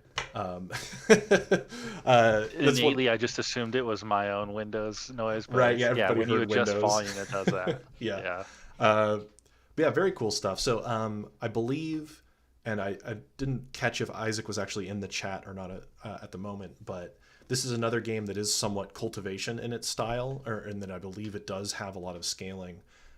What I thought was interesting is that, so in my game, wounds just make you deader, right? Is like my idea, because it's not supposed to be heroic. But that's a really cool twist on it, where gaining wounds is how you grow in power, right? You learn from them to gain new abilities, and that's very cool. Yeah, like that's a really neat idea to take like my kind of some of the basics of my underlying structure and use it for a totally different purpose. So that's very cool to see. Yeah, that's very interesting. The modification. Yeah, what's one of the neatest things about making any like kind of novel little systems is see what other people do with it. Yeah, that's very cool. I love that gambling idea. Like I could be more risky and be wounded more for the chance of learning more about myself, like in gaining that new martial arts power. It's interesting because that's very that's player facing, right? The players have agency over that process, which is again very different from my like take on the same system, right? Where the players are doing everything. There's not much agency. Yeah, the players are getting all sorts of chopped up, and they can try to do their best to avoid it. Yeah, so that's very cool. That's very cool indeed. Oh, and somebody just asked, yeah, they're totally randomized, not based on the when they were submitted is the order here. It's also so I can't play favorites, right? It's all just random. Right. Yeah, that is very cool. Yeah, Isaac's a real sharp fellow. And yeah, I'll do subtitles on the rest of these videos. I think that was a good idea, whoever mentioned that. I just had to figure out how to do it. Yeah, that's very cool. The ability to take that getting closer to death and making that your experience points is neat, right? It's very neat. Right. Yeah, and it kind of like gives more choice in that process of death too, which is cool. Right, exactly. All right, let's go on to the next one. This one is from Alizarin and their game Osiria, and this is a blog post. And I think you read the last blog post, so I will read this blog post. Oop. Zoom in a little bit here. Oh boy, I love this. The start of this is great already. Okay, so I'll read this one out loud. Anime Wizards and How They Die. An introduction to Osiria's death mechanic. Sorry if I butcher any of the names here. Hi, this post is about how death works in my game, Osiria, which, if you haven't heard of, is a TTRPG about anime mages going on magical quests across the vast titular ocean of Osiria. Or Osiria. It's heavily inspired by the anime shows like Fairy Tail and One Piece in its setting and tone, and it uses a simple, fast-paced dice pool system for everything, including a magic system offering players a lot of creative freedom. Going forward, I will be making more posts here explaining the mechanics, setting themes, but let's begin by talking about character death. Osiria is not a game with hit points, injury tables, or death saves. It's a game that only tries to emulate and build upon the drama and genre conventions of shonen battle anime. It does this both in its damage mechanic and its death mechanic, which are, of course, linked pretty closely, but without dragging on about wounds and scars, here are the rules for death. Excuse me. Player character death. Death in Osiria is narratively rare, but mechanically inevitable. As characters gain more and more scars, their stories slowly come to their inevitable ends. If you have all 3 of your permanent scars filled and would take 1 more scar, you instead gain an ability called Last Stand. For the rest of the session, you may only take one more action, your final act as this character. When you choose to do so, roll 10 dice, assign the successes to any active opposition or obstacles, and narrate the result. How you choose to narrate this is entirely up to you, both the specifics of what your character does and in what way their story ends. It can, of course, be the actual death of the character, but if you want another way to go, you can describe anything from being put in a magical stasis, to being exiled from your guild, to just getting injured to the point of having to retire. And don't shy away from making it dramatic. This is your moment to take the spotlight one final time. Use your last action to cast that forbidden spell to reverse time, to offer yourself to be captured by the Magic Council, to become a living seal to lock away the ancient curse, or simply to punch the villain so hard you both die. No matter how you... No matter how you go, your friends will be affected. When this final action is resolved and narrated, all members of your guild get 1 perseverance. Perseverance is a meta currency that allows players to resist certain GM moves and represents their willpower and determination, but I'll save that explanation for future post. The Last Stand nicely allows for both the drama of anime wizards putting everything they got into one final climactic act, and allows the player of the character some creative freedom in not only how, but when this happens. Yes, this means they can take their final scar at any point in the session, but only activate their last stand near the end. This means they don't have to sit and watch their friends play for another hour, but also means they get to choose the most dramatic timing. You may also notice this death mechanic doesn't necessitate the character actually dying, which adds both room for the players looking for a more lighthearted story and a possible return of the character in a later campaign, all while making sense for the genre. Because honestly, when was the last time you saw a shonen protagonist die? That's right. That's great. Oh, there was a question. Is chat replay on? Yes, I believe I have chat replay on for this stream, which means people watching it afterward will be able to see the chat. Assuming YouTube did that Pretty properly. sure I've noticed. Yeah, you usually have it on. I Okay, think, for yeah, most of your hopefully. streams, so. Well, this is really cool. So I admit I have never watched an episode of Fairy Tail or One Piece in my life, but I have watched other shonen anime. Like, I get it. This is a really fun read because I like when a game really knows the genre it's trying to accomplish, right? You know, if you're trying to make a shonen anime inspired game, gritty death mechanics, like all that kind of stuff just isn't what happens because it's not the tone of those stories. Right. They it are kind of undercuts the concept. Exactly. Just like with a superhero game, same idea. These are heroic stories of high adventure, not, you know, games full of mutilation and like grisly. It's just not that type of game. And so something where you even specifically state that the characters don't necessarily die when they're killed is really on brand, right? Yeah, like they always get they go to the Shadow Realm, or they get like Goku's running along the dragon, what is it, the Dragon Way or whatever it was called. It's been 30 years since I've watched it. You know, it's that kind of stuff. I love the example of they use their life force to seal away an evil demon or something, right? That was super cool. Super cool stuff. And of course, punch the villain so hard you both die, right? Yeah, it's all very on brand, and I like that. And that's what's been so interesting so far, I think. Almost more so than the mechanics themselves is the philosophical differences of genre that we're seeing, right? Right. Where even within games that are supposed to have death be present, there's really different evocations. Like, just because I saw GM Gary typing, like, mice die on their feet. Right, that is a gritty game, but it's also one in which you keep potentially fighting even when you're mortally wounded. It's all very interesting. Yeah, this is very cool. I hadn't heard of this game before, but there's too many games out there for me to ever keep track of at this point. While running your Kickstarter. Yeah, I'm a little busy getting ready for Gen Con too. Oh gosh, yeah, I know. I so wish I could go. Yeah, next time. Very cool. Very cool indeed. Well, it's like, in, let's see, a shonen anime I watched not that long ago, I watched all of Jujutsu Kaisen, and in that, it's like the protagonist like straight up dies, and they're just like, no, that doesn't happen because of, anime. Yeah, it's a really cool show, but that's very standard. And so building that in intentionally into a system gets a big thumbs up from me. I like that. Yeah. Yeah. I like it. Anime wizards. I'm super intrigued by it. Really fun. All right. We've got another blog post, so I'll let you read this one probably. Let me see if this one was a Okay, this one's not a PDF, so visibility, it should look okay. Yeah. And I'll let you take it away, Zarek. Okay. So this is for Dragon's Dirge. Yeah. By Pike. Panicked Pike. Okay. Hello, my name is Pike, and the game I'm working on can't be found anywhere as its development is mostly a hobby. My game is an action-adventure fantasy TTRPG, Dragon's Dirge, for the purpose of this discussion is designed to have tactical combat that rewards and incentivizes risk over passivity.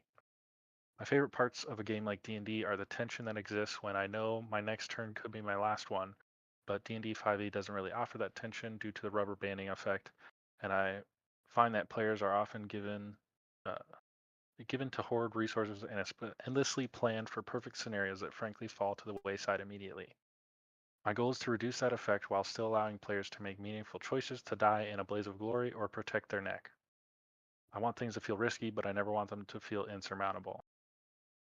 I want to feel like death was their choice, either because they wanted to go out blazing or because they knew they took a losing bet. My game has 2 resources related to the health of a character, hearts and resolve. The game has relatively low hit points to D&D, numbered in individual hearts, and each class has a certain amount of resolve, a resource that allows the character to receive healing through its expenditure, modifiable by other level up choices called facets. There's no limited resource for simple magic in my game, so magic that can heal characters requires the beneficiary to have the resolve to convert into hearts in order to keep fighting. Therefore, you can think of resolve as a character's ability to regenerate or bounce back from an encounter. When a player or an especially tenacious creature loses all of its hearts, it enters the fated condition. When a creature is fated, they are extremely vulnerable to death, and any blow could be a lethal one. Some creatures' behavior will likely drastically change if they become fated. A fated creature rolls a fate die, typically a d4, for every time they are hit with an or at the end of their group's turn. On a 1, they die immediately, and the character is effectively from play. On a maximum value, however, the fated creature gains 1 heart without expending resolve and has fortune, sounds like advantage, on any roll it makes on its next turn, ending the fated condition via critical success. On any value in between, they remain in combat at 0 hearts, just barely hanging on until the next time required to roll their fate die. A fated creature can take the action Take Heart and replenish a single heart from resolve, ending the fated condition. Although this ends their turn immediately, it can also snatch victory from the jaws of defeat. A better prepared creature might benefit from healing magic or potions, of course. Importantly, my system uses 3 actions similar to Pathfinder, so a player could run away and take heart behind some cover, get their licks in, and use their 3rd action to take heart and sustain themselves, and so on, or if they have no resolve remaining, they can simply fight and pray. Further, this outline only describes the basics of the fated system, and other classes such as the Hellion, which is like a barbarian, may determine what tier of die you roll or how much you recover when you roll maximum value, or even what values are considered critical successes.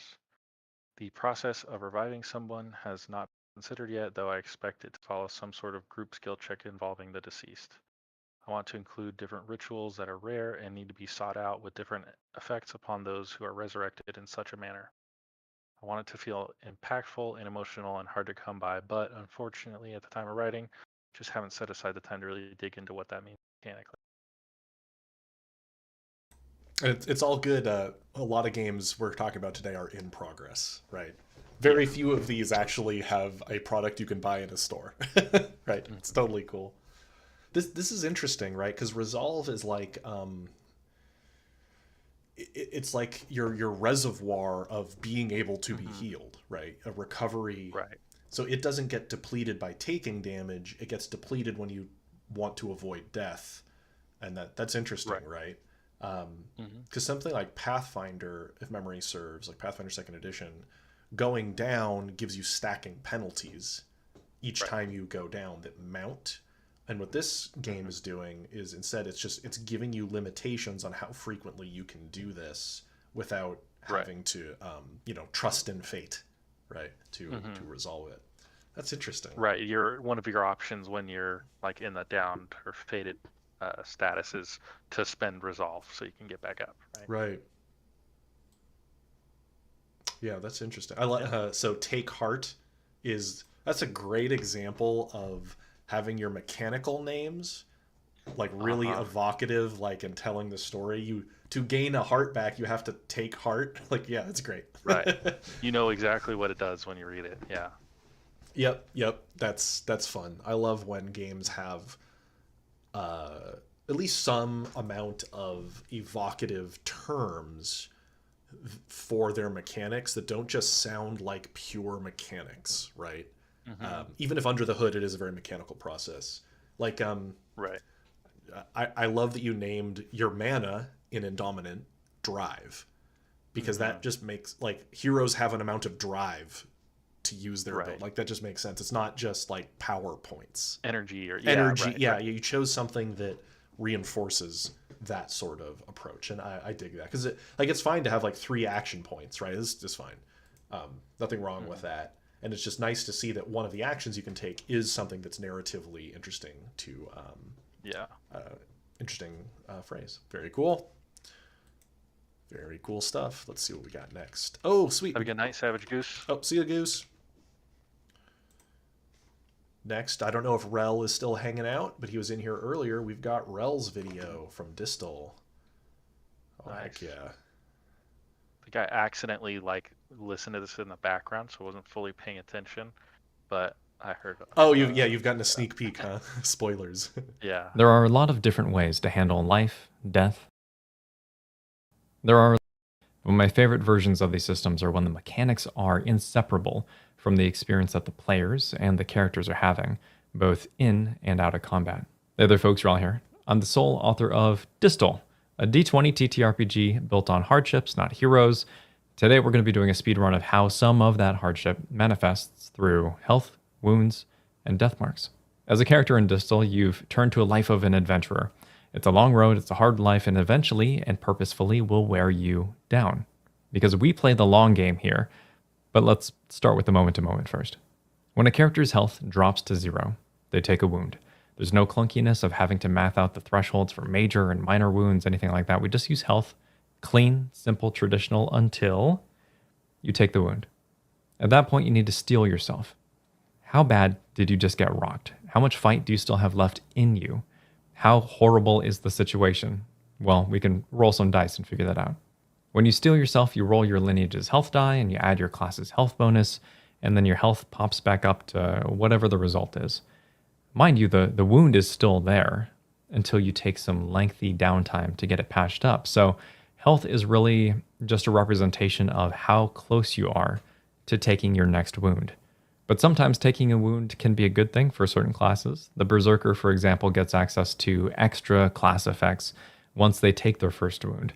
So they really want to mix it up, they want to cause problems, and they want to take all the hits. This is an example of how we tie core mechanics to core class fantasies, and we do this stuff all throughout the book. Let's say that you're level 1, you fall over, not dead, just dying. You've taken a couple wounds now.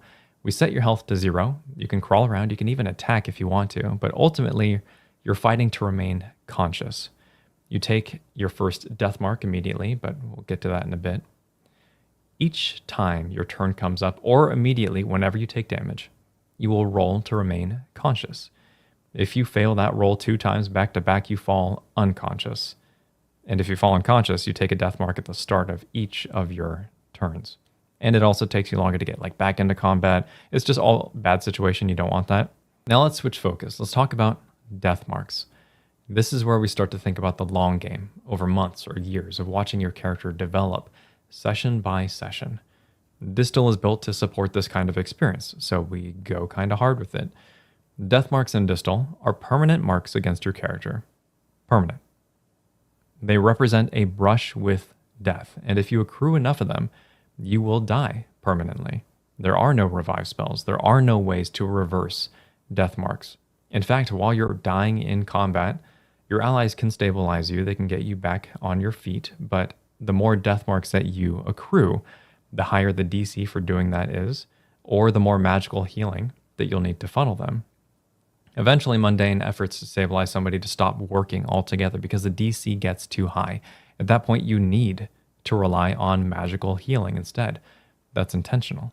In the early days of your character, they're represented by their youth, their vitality, their unbridled potential. But as time passes, as you take on more challenging endeavors and you make harder decisions, your death marks will accrue by virtue of combat. Sometimes this is actually a good thing. For example, for each death mark that you have, your maximum health increases by 1, so that it's not quite as easy to fall over the next time.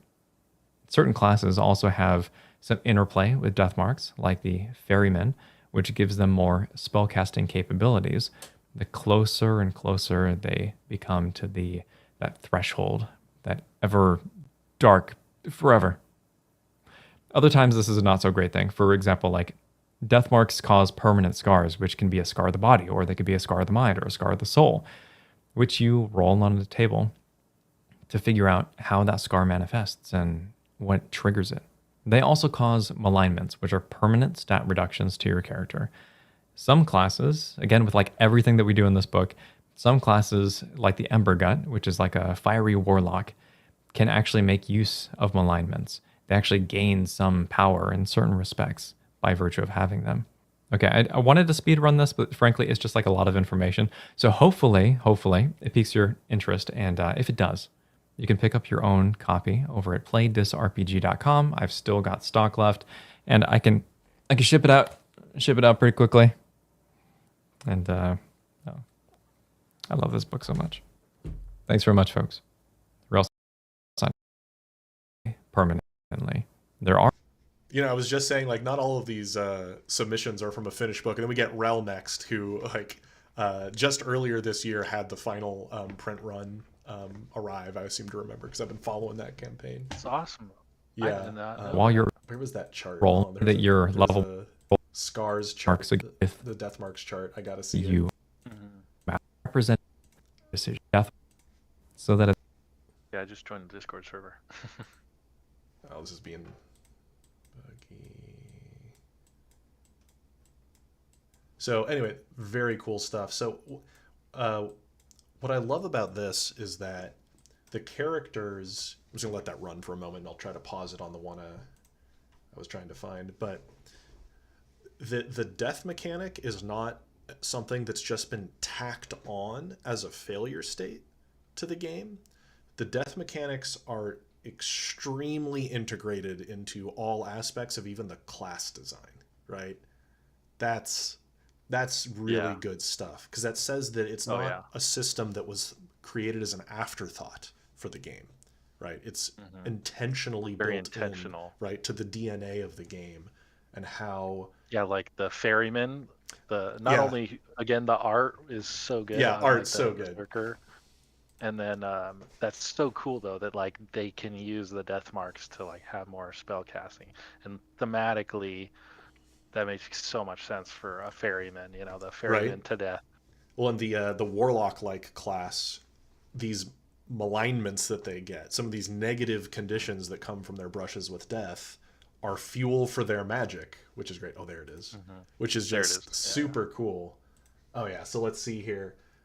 So if we rolled, you know what? I'm going to do it. I've got my dice right in front of me. I'm going to roll it. I'm going to roll on this table. So a D12, part of my body. So twitches uncontrollably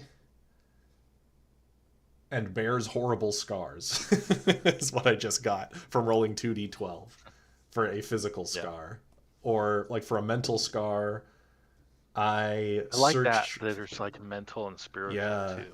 I search for an escape when confronting a place of death. Like, I just rolled that. It's just super cool. Yeah, really just awesome stuff. And that these scars are narrative role-playing prompts, but there's also mechanics plugged into gaining death marks, right? Is very cool stuff. And I think somebody just mentioned above, Danderskoff. You know, it's like taking what D&D has done with its somewhat tacked on feeling death structure and making it more intentional and detailed and interesting to interact with, rather than something that you're not really meant to interact with much in D&D. Like in 5th edition, you drop to 0, you catch a healing word in your backup, right? Right.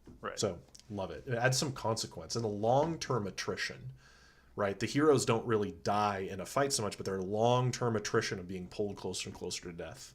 Big thumbs up. Super cool. Yeah, super cool. Super awesome. Yeah, I joined the Discord, and I'm definitely going to check out Distal. It's freaking awesome. Yeah. Rel is a really talented designer. It's funny because I can't tell. I sometimes forget which channels I've subscribed to on my TFE account, because a lot of these folks I've been subscribed to for a really long time on my personal account. But yeah, Rel stuff, very good. Very good indeed. All right. And somebody was asking, sorry, where was that? So he's asking about how long we're going to stream for. Well, we've been going for almost 2 hours. We're going to just keep going for a while longer, and can't stream all day, but maybe we can get through half of them today. Let's see if we can make it that far. And we'll probably take a short... It's so amazing that there's so many people, but it's also like so hard. Yeah. We'll probably do like 1 or 2 more, and we'll take a quick bio break, and we'll keep streaming. We just want to pace ourselves. Oh, nice. Grit. So Grit is up next. So Jeremy... I remember Grit. Yeah, Grit is super cool. I'll stop talking and just play the video.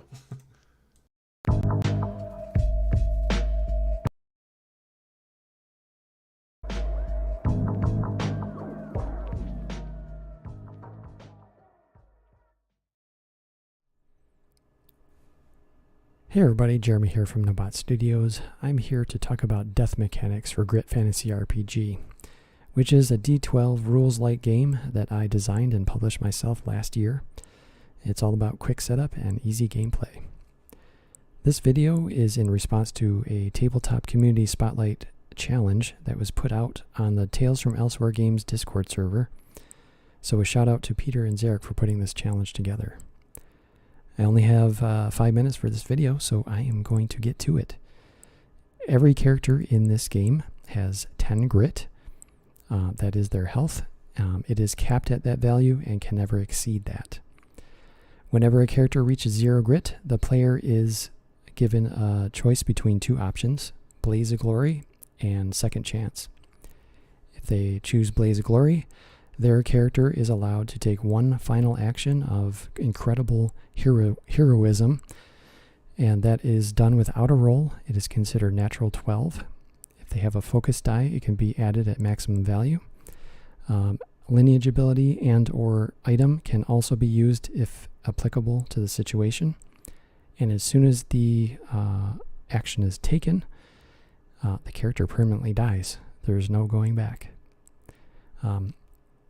This allows for just a really dramatic, awesome final hurrah for the character that usually ends up being very clutch. It's a very creative thing that players really get into, and it's a great way to kind of transition, from having the character to not having a character, and it can really help out the story and narrative of the game. Second Chance is the other option. That allows the character to pop back up the following round with 1 grit. However, there is a caveat. They can only have a maximum of 5 grit, and that is permanent. And as soon as that character reaches 0 grit again, they are not given the choice between Blaze of Glory or Second Chance. They are just simply dead. This will keep your character back in the, keep it in the game. I think this may not look as sexy as Blaze of Glory, but I think it really can provide some interesting role-playing opportunities for playing a character that's compromised because of a wound. And you never know what kind of narrative things that could happen from that. So don't pass it by just, too quickly. Give it a chance. And another thing is that, this game does not have any kind of death saves or checks that you do or resurrection or clerics or healing spells or any of that stuff. Like when you die, that is it. You are done. Hey, you're venturing out into the perilous wilds and picking fights with dangerous monsters. The risk is on you. The reason I designed Blaze Glory and Second Chance for the death mechanics is I was just following the structure that I did with all the other stuff in the book, and that is really following three things: simplicity, giving players agency, and fun. So, and that is it. That's all I really have to say about the death mechanics for Grit Fantasy RPG. It's a super easy game to play. It's streamlined, and it gets right to it.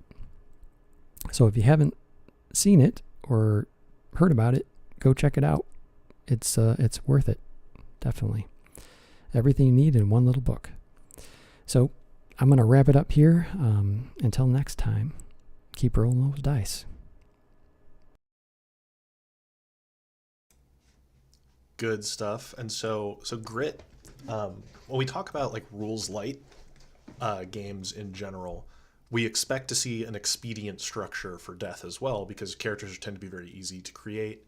And for those that haven't flipped through Grit RPG, it is like a super clear rule book. This is just the sample you can look at on drive-through. This is a complete game. You can buy it. It's full of just really simple, easy to read rules. Like, it's a smooth game. Very smooth indeed. Yeah, I remember when we were doing the Get Barbaric challenge and had the Grit one. It was very easy for me to like understand everything. Yep. Right away just through that video. So exactly. So that makes sense that the game, since the game is expedient in nature, that you just give players a really simple choice when their character dies. Do you want to come back in and keep playing for a bit, but you'll be much easier to die later, or do you want to just blaze a glory and make a new character? And that's good that it's not an involved process. Like the Second Chance is even just, you're back with 1 grit, you can only have max 5 grit. Keep playing. Right. Right. It gets you back in the action very quickly. I saw people in the chat talking about the D12 gang. The Church of D12. Matt Munn is always a big one. The game. This game. I believe he also has, and forgive me for watching. The Mighty D4. He has a lot of a really smart use of D4 random tables for quick decisions, quick random monsters, and so forth. So very cool system. He has a YouTube channel as well where he talks about this, and I think he's actually working on another Grit rulebook right now, if I remember correctly. But good stuff. That's gnomebotstudios. It is his channel, but yeah, we'll link to that later. Okay. See you, Porpoise. Oh, see you, Porpoise. Okay, real quick, like nobody leave. Super quick bio break. Grab, refill my water. We'll be right back. And we'll get through a chunk more of these before calling it a day. Okay, I'll be right back.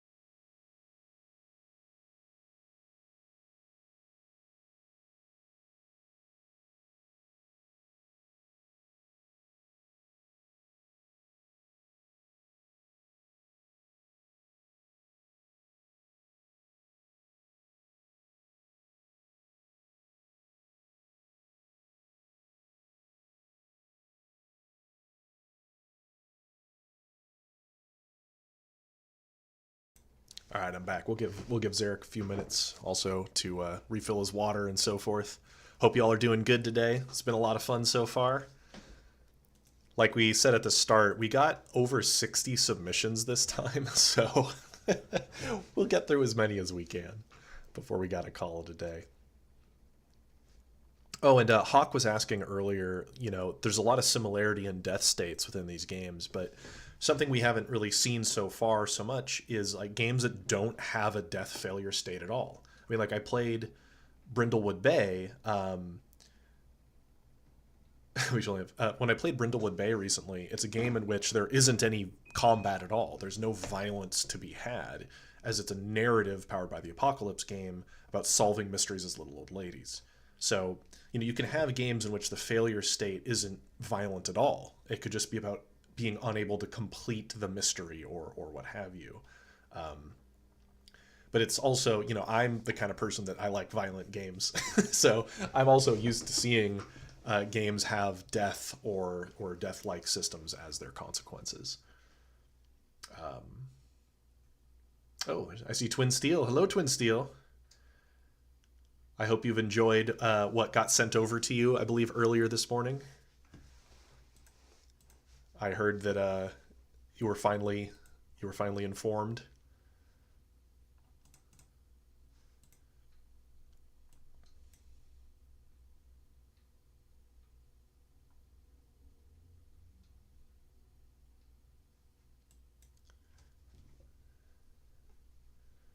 Let's see. Oh, as a segue between ready to fight and checking for death, yeah.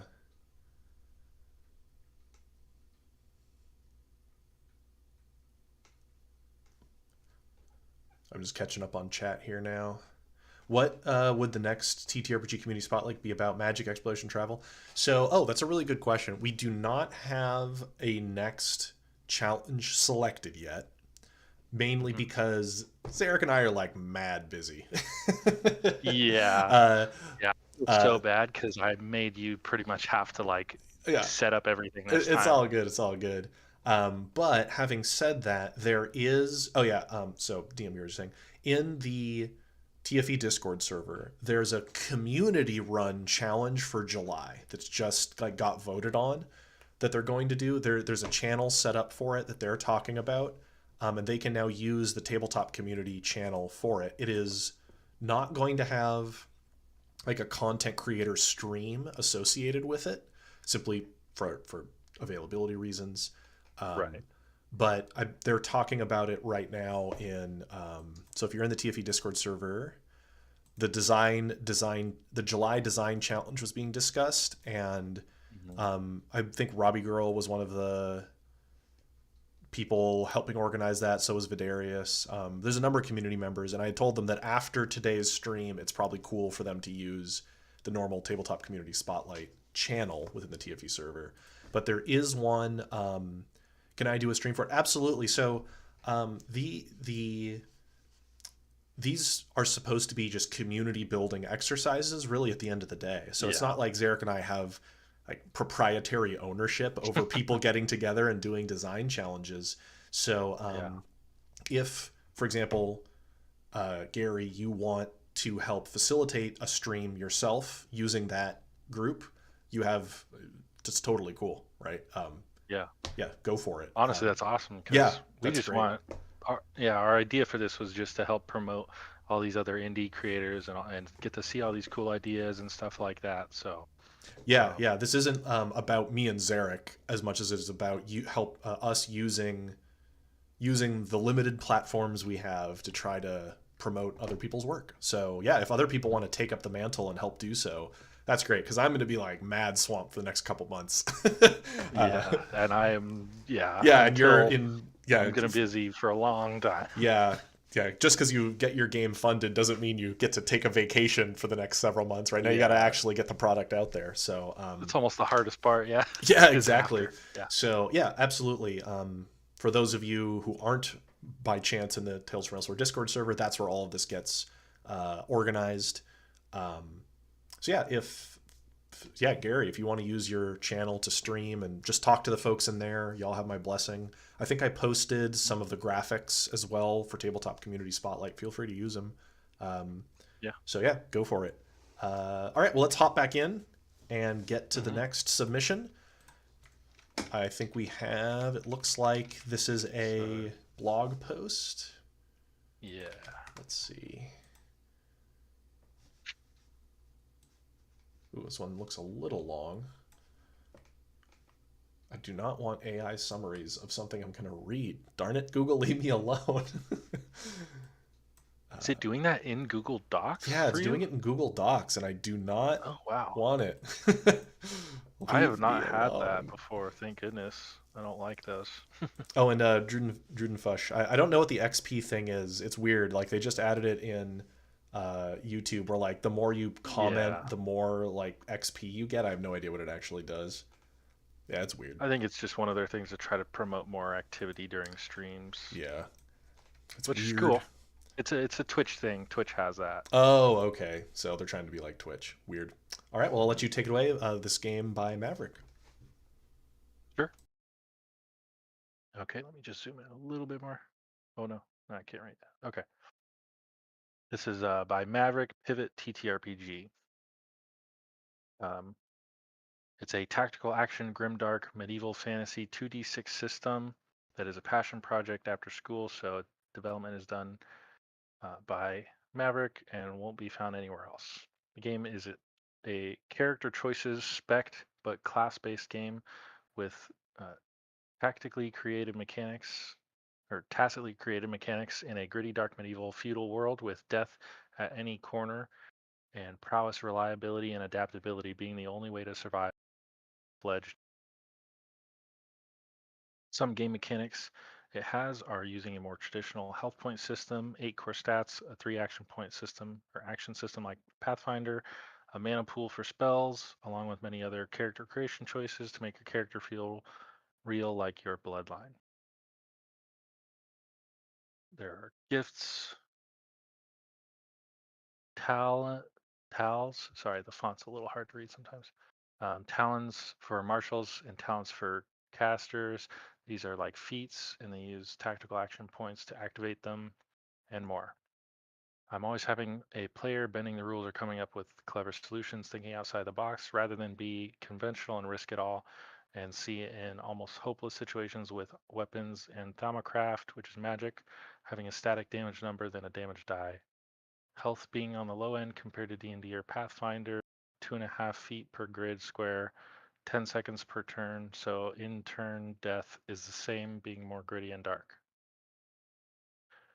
For terminology, vitality points are your traditional health points, and there is a profession type, which is like an archetype of a class, has base vitality points and grows by your current vitality modifier for each tier, which the max level is 7.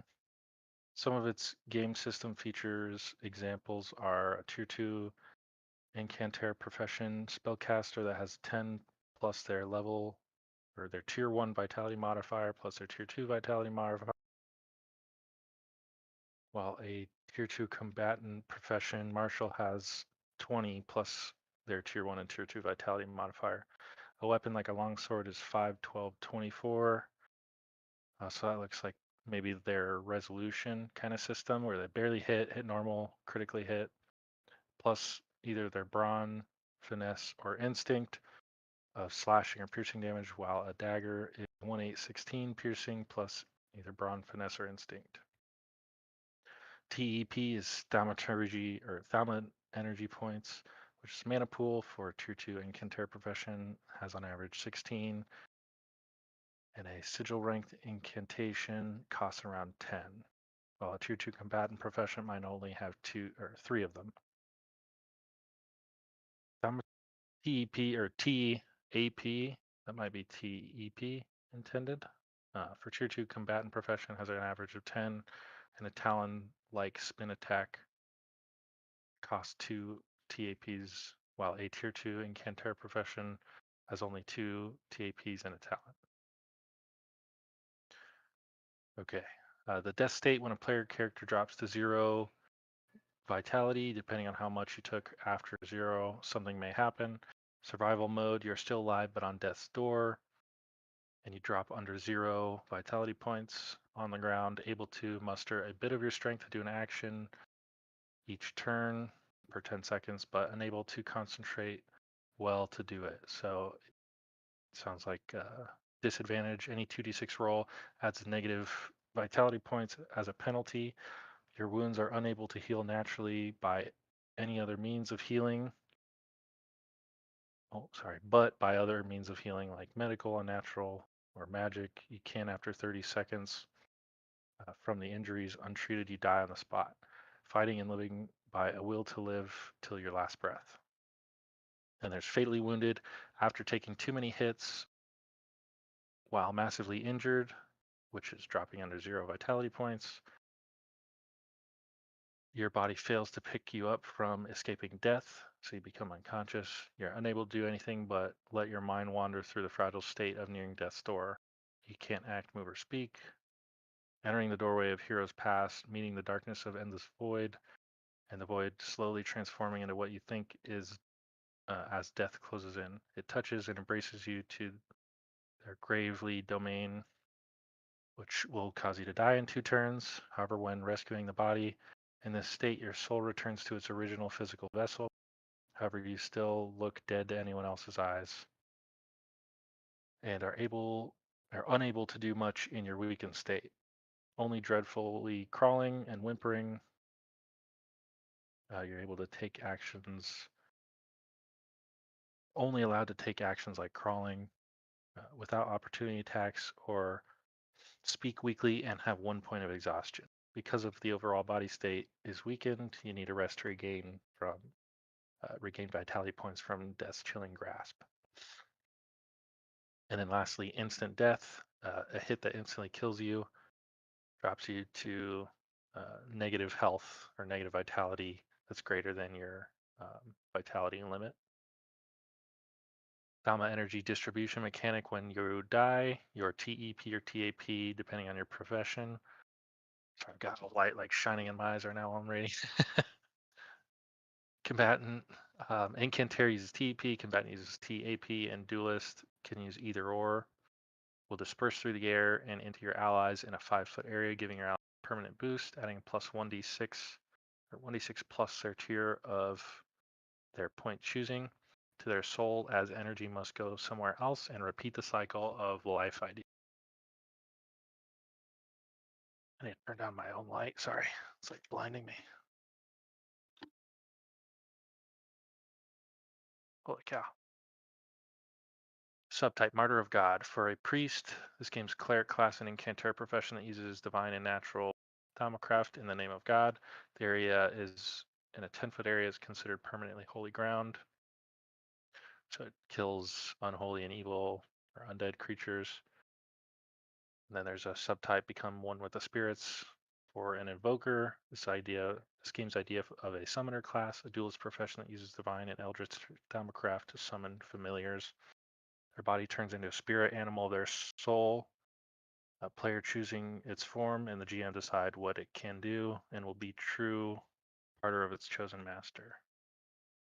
The player's next character, sounds like.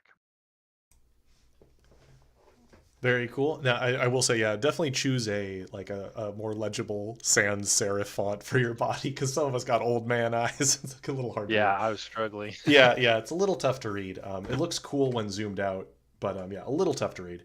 But this uses what I found interesting is it's your fairly tried and true damage, negative HP structure. But looking at the HP of the characters, that even like a longsword that critically hits a tier 2 character could drop them, right? So that's very mortal. That the characters are very mortal in that way, which is cool. Because it's taking some of that D&D or very Pathfinder structure, but it looks like it's trying to compress some of the scaling of hit points that those games tend to run away with, right? Right. Which is very cool. Where was the thing I wanted to point out? This was interesting in the fatally wounded part, how your soul is separated from your body and it's being come to be collected is pretty cool. And your players can pull you back from that moment. But that, yeah, like basically death is coming to collect you in this fatally wounded phase. Let's see, however, you still looked at anyone's eyes and are able to do much in your weakened state. Yeah, so even if they have rescued you, you're still in this very like tenuous position, life-wise, and that your soul having recently been partially leaving your body, it sounds like. Yeah, that's cool. I really liked, where was it?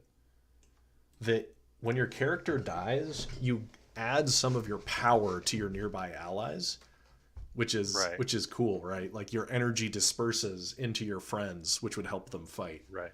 And the fact that some classes or subtypes have like extra bonuses. Yeah, extra bonuses and triggers they can do. Yeah, around death is very neat. Like, yeah, where the priest falls becomes consecrated ground is very flavorful, very cool. I like that. 10-foot area. So this is a really side note. 2.5-foot squares is an interesting choice. Where did it say that at the start? I'd have to. It was up at the top. Yeah, I'd have to chew on that a little bit. Like, that's interesting. There's a lot of ramifications that has when it comes to grid measurements in general, because you get half feet. I don't know. It'd be interesting. It'd be interesting to like discuss that. Yeah, I wonder if it ever really, like, maybe there are no half-foot actual measurements, and so maybe it makes it easier to cross a larger map. Like micro I don't know. It'd positioning. be interesting. Like you said, there could be a lot of implications. It'd be neat to see like how it's applied. Yeah, right. That's kind of interesting. Or like how in a game like GURPS, you can't move very much on your turn. Like, you're meant to do micro actions so that it goes faster, because GURPS's hexes are small increments of measurement. Anyway, I'm distracting myself. That's not relevant to death mechanics. It's just me thinking about unit measurement is fascinating. But cool stuff, Maverick. Yeah, but one thing, just maybe clean that font up a little bit so it's a little easier to read. Yeah, I've had to learn that lesson myself. Yeah, like our font gets criticized, our special font. So like because it has the cracks in it in Indominate. Yeah. So funny. Using it in like small font text makes it hard to read. So right. All right, let's see. This is a blog post. Is the next one? This one is Jack Cinematic D12. Is this not? This worked when I tested this link previously. Ooh. Well, maybe. Yeah, it looks like it's just taking me to a single image. Yeah, are you just getting the lion image on your end too? I wonder if they've changed something. Jack, if you are in chat, definitely like ping me in Discord or something for a new link. It's possible this link expired, or something has changed on your blog. We will come back to it. I'm going to make a note about that. Just highlight this one. Just because we cannot... Yeah, more D12 gang. Yeah, there's more D12. Didn't load. Okay. Made a note about that. We'll have to come back. Okay. Dungeon Toucan, Skjaald Sagas is next with a blog post. Oh, turn on reader mode, you said? Yeah, I was going to say, I wonder if it's like, I don't know, it looks like it's just an image. It's not even like a blog post. Yeah. I don't want to like fiddle too much.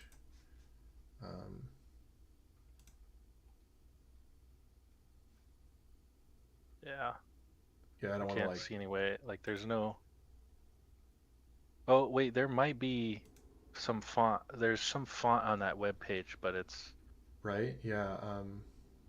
Oh, it just looks like a title. It says "Exploring the Edge of Thought, Faith, and Fantasy," and that's all I can see. Let me try. If I turn on like dark mode. Oh yeah, just going to the main page also just goes to this one thing. Oh, yeah. Something.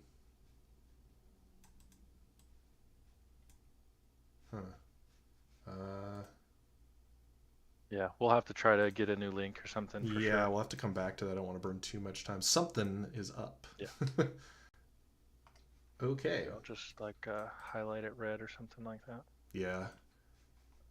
Okay, this one's a little. Oh, this is Dungeon Toucan. Dungeon Toucan.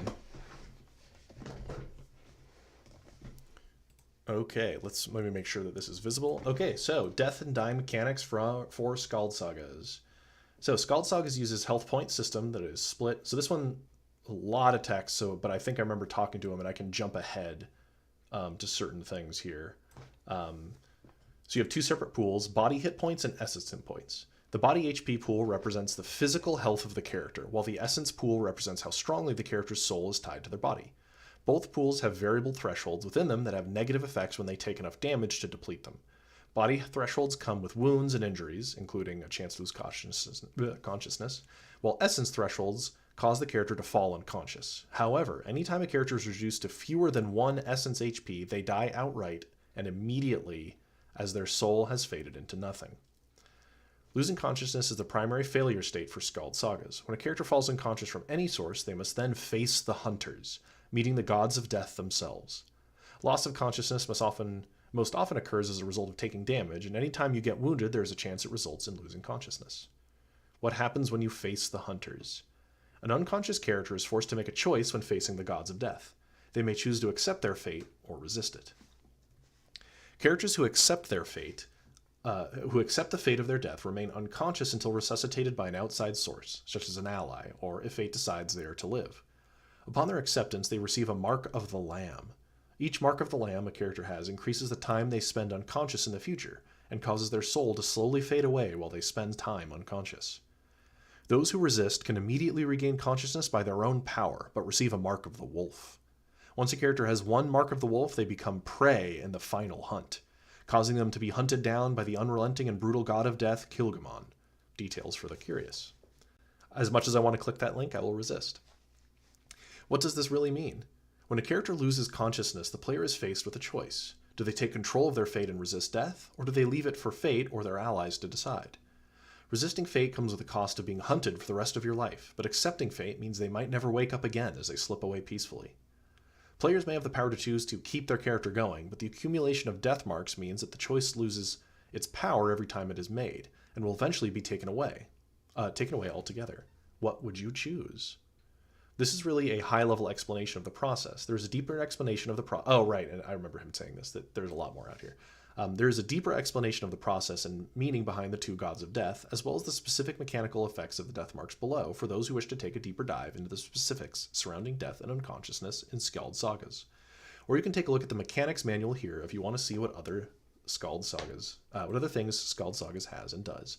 Oh, okay, so yeah, he purposefully included a much bigger breakdown, which would be out of the scope of the 5 minutes.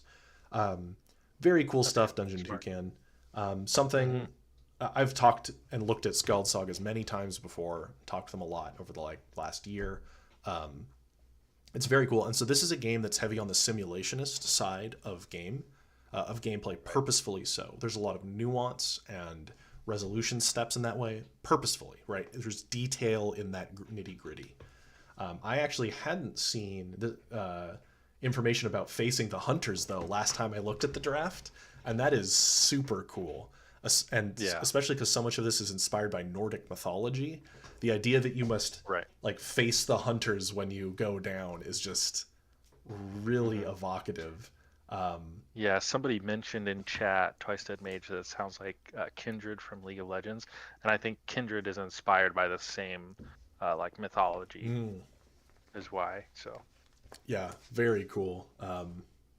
That's so flavorful, and the fact that you just saying I come back, I defy fate and come back with the Mark of the Wolf is just badass.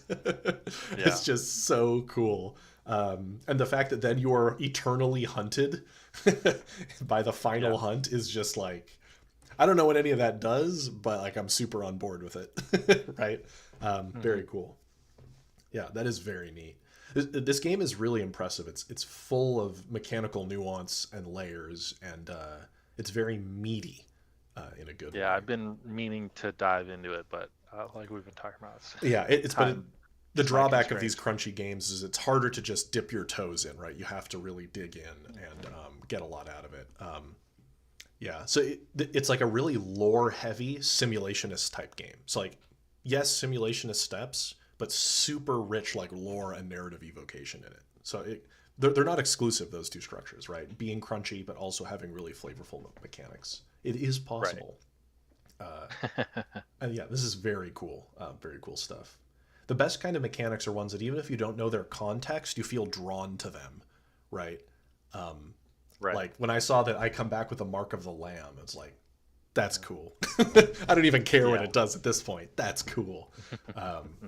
Yeah, good stuff. And this has a fairly robust draft, I believe. I would let Toucan's in the big in TFE's Discord server, and I would let him. Yeah, he has in game repo. He's got a. Oh, does he have his draft? It's like a couple hundred pages or something already. It's quite robust. Yeah. Good stuff, dude. Glad you shared. Ooh, nice. We've got Dante with Dice Anvil. Oh, nice. Next, so pop that onto the old YouTube share. And we're all his was time stamped. Now I gotta find it on YouTube. Darn. It's just a limitation of watch together.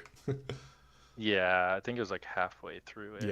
Yeah, his is time stamped. Let's see, it is at exactly 5. What a champ. He put it at exactly 5 minutes. Wow, respect. Mad respect for that. Dante's game. I'm assuming this is probably about Triconomist, his game. It's a very cool game. Let me adjust the screen a little bit here. Yeah, Dante's got some really cool work going on his channel.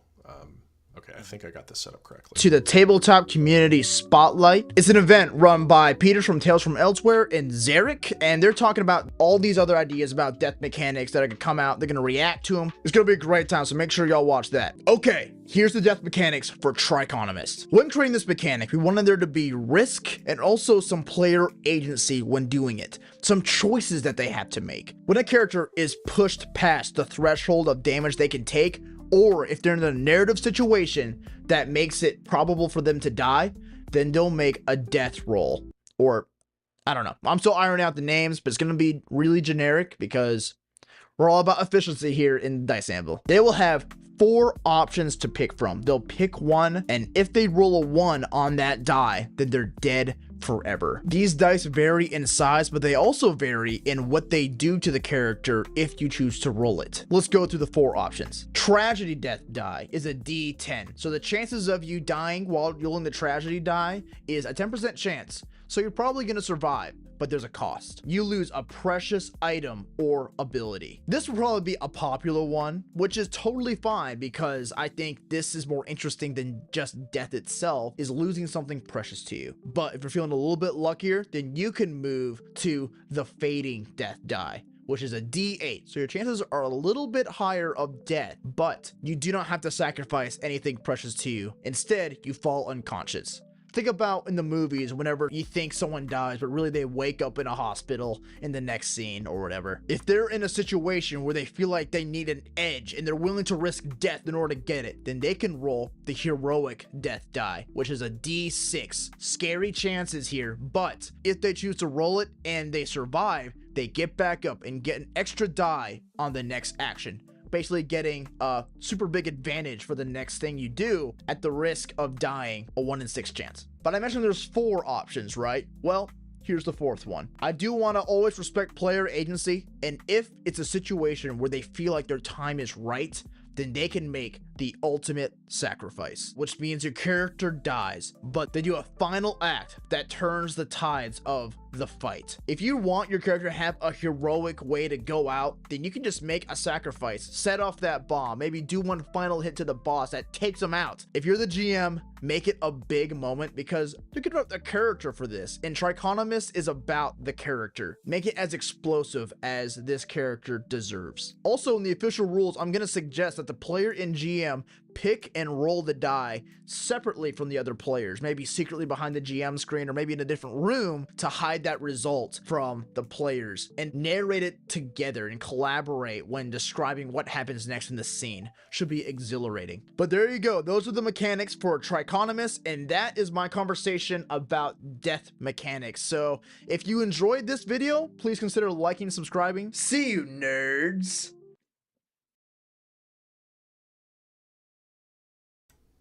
Okay. That was cool. I really like the way of, so I'm big on like, you know, leaving things up to chance in TTRPGs.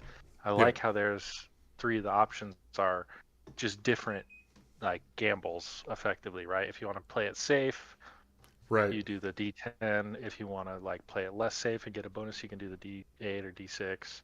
So Yeah, it's that's really cool. I've never seen something like that. Yeah, the players risk reward, right? We like when the players choose that sort of thing.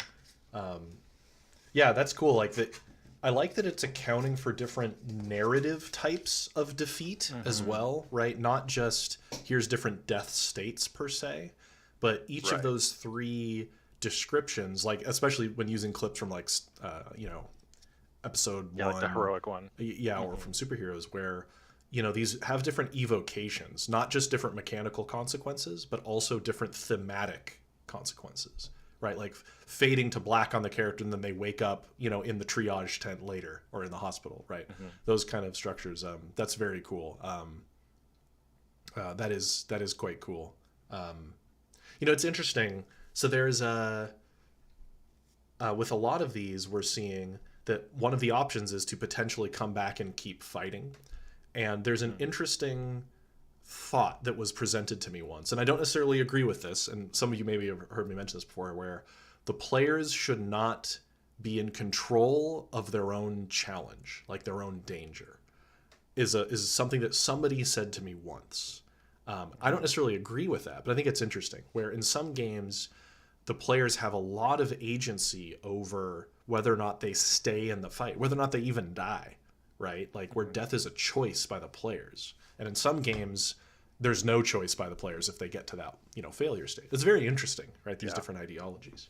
Not saying anyone's correct, right? But it's interesting. Different ideologies and approaches, right? Because some of them, it's like you have control over how you die, not whether or not you die. Because in some games present you options to avoid that death in the first place. It's fascinating. It's very cool. Obviously, these all serve different design goals. The more heroic you want the game, the more control you'd probably want to give the characters over when they die. So, cool stuff. All right, let's keep it going.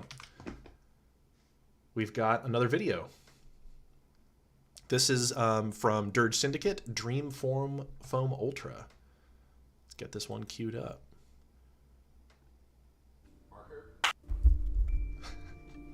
Hello, my name is Dylan. I'm working on a game called Dream Foam Ultra. It is a biosynthetic eco-occult bright horror cyber fantasy game, and it is built off of the Cyborg system.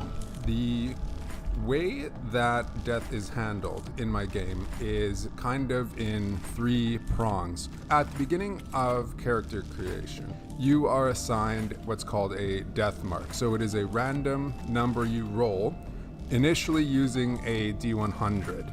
And when you die during a session, you can resurrect for free. And like if you're dead, you can bang your back up. If you decide to resurrect, then you roll the frag dice, which it begins at D100 and can shrink all the way down to D12. It represents the percentage of the universe's population that is still alive.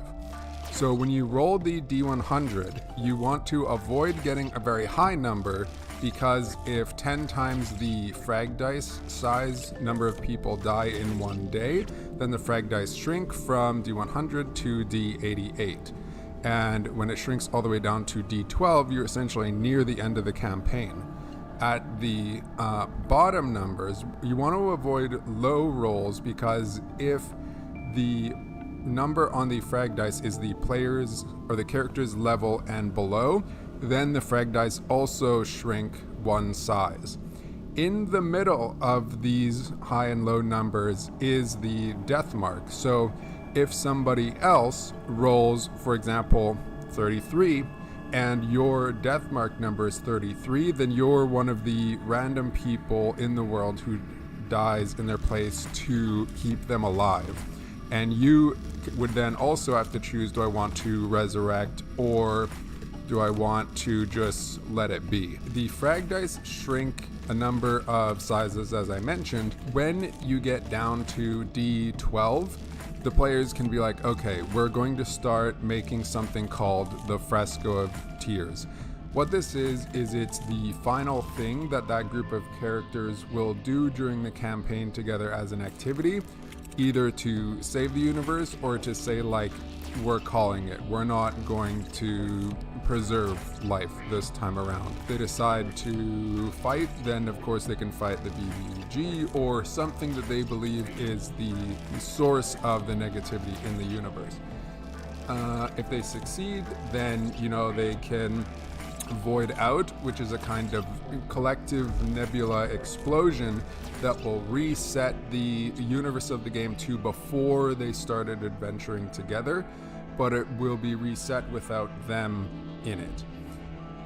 If they decide we're not going to try to preserve the universe this time, we're going to go out, we're going to do something fun together, something nice. They can go, they can have a party, they can explore a place they've never been to before. They can do just something that they think, like, this is a fitting goodbye to our time as characters together. And then the Fresco of Tears is placed into the world the next time you play as like a location you can visit, or maybe it's a vision or something like that. If you want to know more about the game, I do have an itch page. My itch name is Dirge Syndicate. I don't have a website or anything yet, but I will be uploading some playtest material and character sheets and like a single page rules reference for the game. And I wanted to say thank you to Tales from Elsewhere and Odin's Key Gaming for hosting the event. And I hope you all have a good day. Bye. Well, first of all, I gotta say, and then we have a man of culture here with Troika, looks like Fabula Ultima, Mothership, Slug Blaster, and Cyborg. Like, we got some cool games in the background. I gotta go back for this discussion. So first of all, this presentation style of yourself on a whiteboard is super cool. I don't know if he's in the chat. Like, that actually worked really well. What an interesting system. I'm still processing. Yeah. Mm-hmm. So one thing, like, my first kind of thoughts is how the death system and death mechanics is literally tied into like the entire lore of this like existing world. Yeah, you're literally population depleting. Your character resurrecting kills somebody else in the world basically, and there's only so many people in the world for you to keep using, and the game basically, like, the world just collapses if you die too much.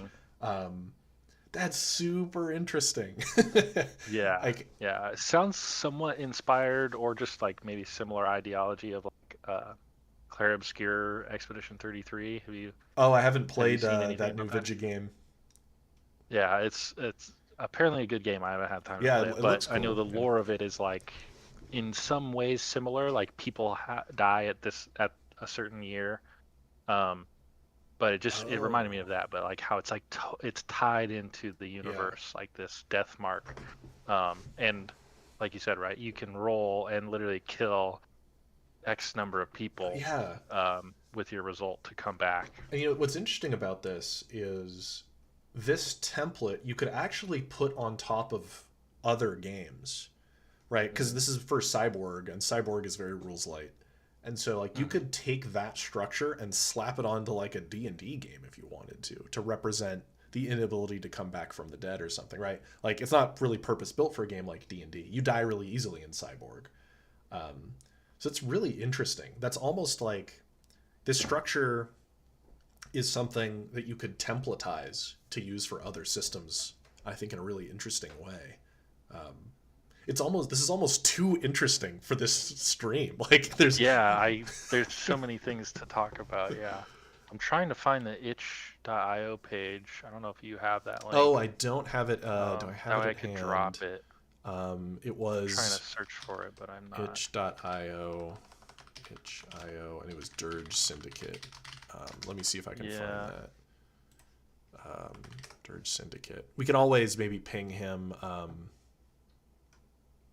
Yeah, well, you'll be able to get hopefully you'll get the link. So hopefully I can get that from him in the YouTube video itself. Yeah, which I'll go in and out. But really, really interesting stuff. Well, there we go. I found it. Oh, okay.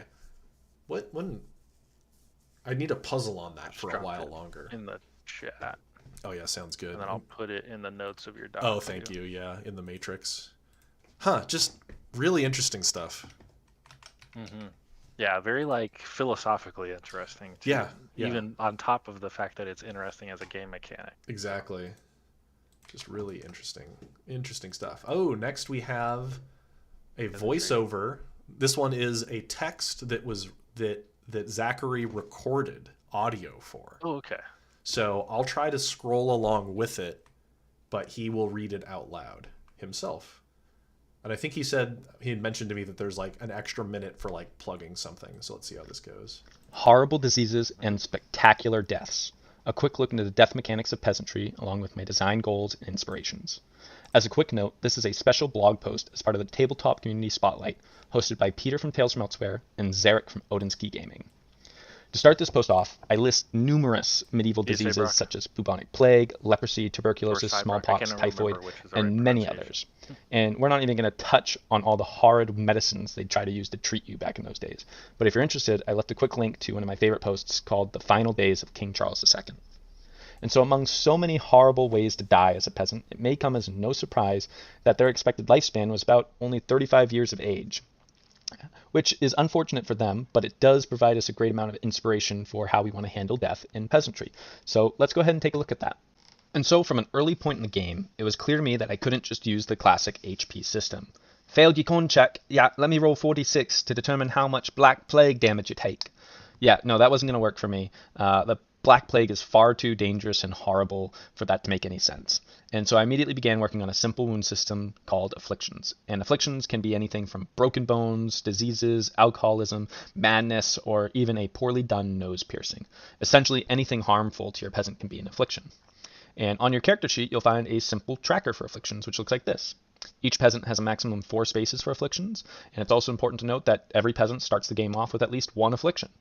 And at any point in the game, if you would gain a 5th affliction, your peasant perishes in a terrible fashion, which means peasants tend to be quite fragile. However, there is an alternative way to die, and that's where we get into abilities. And so you will notice that attached to each affliction slot is an ability. And these abilities are unlocked as your peasant gets sicker and sicker, retches and coughs, and eventually becomes spiteful and angry against a cruel and unforgiving world. Essentially, the closer to death peasant is, the more dangerous they become. And this idea was originally inspired by a game released in 1998 called Tenra Bansho Zero, which is a uniquely and unmistakably hyper-Asian Japanese game full of magic, samurai, and mechs. I left a quick snippet pulled right from the book if you want to take a look at that. But you might be wondering to yourself, now Zach, why would you go and borrow a system from an anime action-style game to be used with filthy peasants? And to answer that, because it's fun and cool. In addition to that, the game is designed around one-shot adventures and disposable peasants. So why not have them go cuckoo bananas crazy and fling themselves haphazardly into harm's way, knowing full well they're only going to get stronger? Anyways, let's take a quick look at those 4 abilities. First one is Gamble. Reroll the dice by naming a new penalty for failure. Fail a second time and suffer both the new and old penalty. Klepto. Gain a small item no larger than a watermelon. How'd you get it? No idea. Make a story up for that. Peasant Rage. Automatically succeed on your next check with no roll required, but you suffer a complication in the process. Blaze of Glory. Do something epic and then die, but you also gain a dirt point. Now, as simple as everything I talked about already seems, I really wanted to add a couple more rules to help players roleplay their afflictions and really feel what it was like to be a grubby, nasty peasant. And there's 2 ways you can do this within the game. First and foremost, we have painful afflictions. You can take a moment within the story to roleplay how painful or hindering your affliction is. And every time you do that, you get to increase the party's desperation score by 1, which works like a shared luck stat that's shared between the entire party. The second thing you can do is spreading afflictions. You can roleplay how an affliction is getting worse. And when you do this, you gain a new affliction based on the story you want to tell. Additionally, you get to reset one ability of your choice.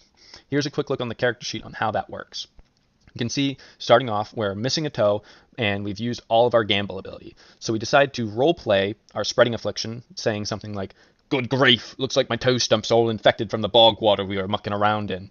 And now we have a new affliction called Infected Toe Stump, which unlocks our Klepto ability, but also resets our gamble ability, so we can use it again later.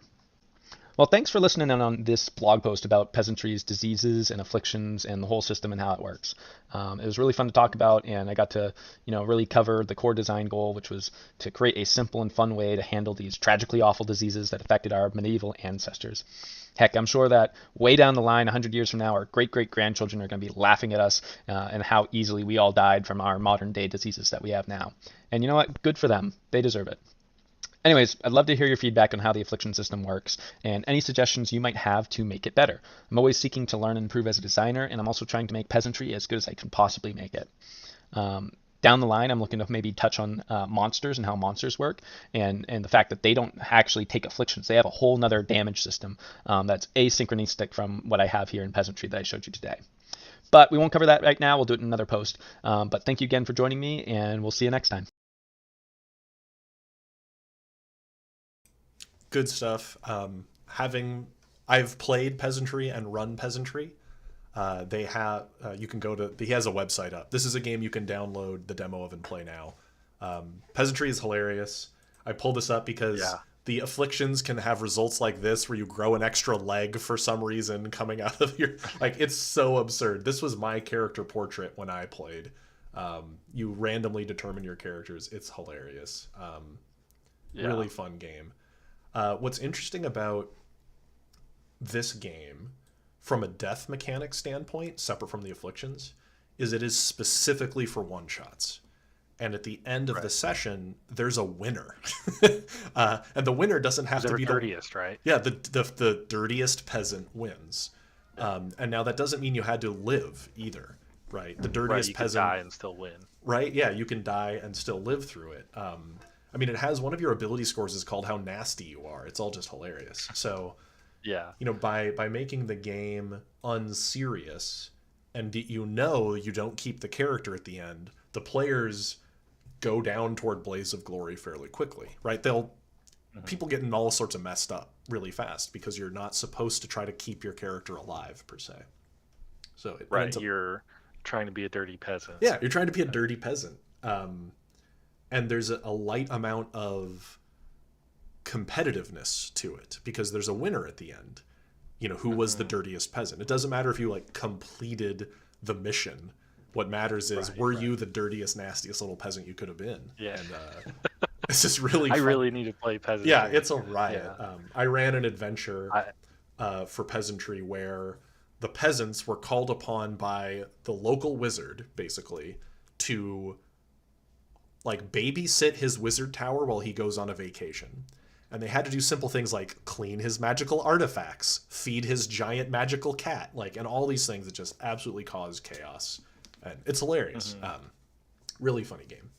It's hard to make a humorous game, and this one does it well. And this death system is meant to push the players toward absurd results. Right. They're meant to go absurdity nuts. Definitely seems to be a big part of the game. Yeah, it is absurd. Cool. And I gotta say, mad respect for he says it right. Why would you use an anime action system? Because it's cool and fun, and that is respectable. Exactly. And then honestly, it kind of makes it from what I can tell, makes sense and work in the system, right? Yeah, it works. The gamble, klepto, the peasant rage. I know I've heard about that. Yeah. And Blaze of Glory. I think the character I played when I was a player had an old wound. I started off with an affliction that was gored by a boar. I had previously been gored by a boar. So I just have this old wound in my side, which is all hilarious. And Twin Steel makes a good point. Role-playing afflictions. Yeah. Oh, sorry. I was going to say, Twin Steel says there's secret achievements in each adventure. There's baseline ones. Dirt. Yeah, and then the adventure says, okay, make a note if any peasant does this, and they get extra dirt. It's really that's super funny. Cool. Wow. Yeah. It's cool. Yeah, I need to play really bad. role-playing afflictions is super cool, or affliction, sorry. It's kind of like what you do for luck, which is, he has the desperation mechanic where you role-play your affliction to kind of like create a hindrance, and that gives you extra luck for the whole group to use, that which desperation. is interesting because it's kind of competitive, that desperation's a shared resource. Right. And then the spreading afflictions is just freaking awesome. That is cool. And I've never played It's Tenra. like a logical... Oh, sorry. Oh, no, I was going to say, and I've never played this game. I've never even heard of the game that he was mentioning, so it's very cool to hear about this other game. And somebody in chat was saying it's also designed for one-shots, so that it's got a similar inspiration for it. So anyway, good stuff, Zachary. Hilarious stuff. Yeah. PeasantryTTRPG.com. You can just download a demo, and there's like an adventure, and it's all in there. It's very cool stuff. All right. Yeah. We'll keep it going for a little longer. Oh, yeah, we got another friend of the server coming up here. I'm excited for the music. I don't know what it's going to be, but it's always good in Scrat's videos.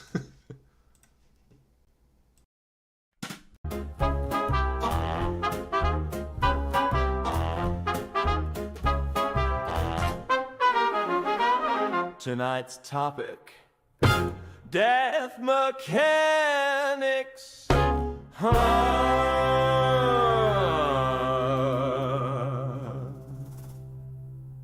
In a world of dice and daring deeds, where heroes fight and fate precedes, you've got your sword, your wits, your pride, but you only get 3 hits before you die.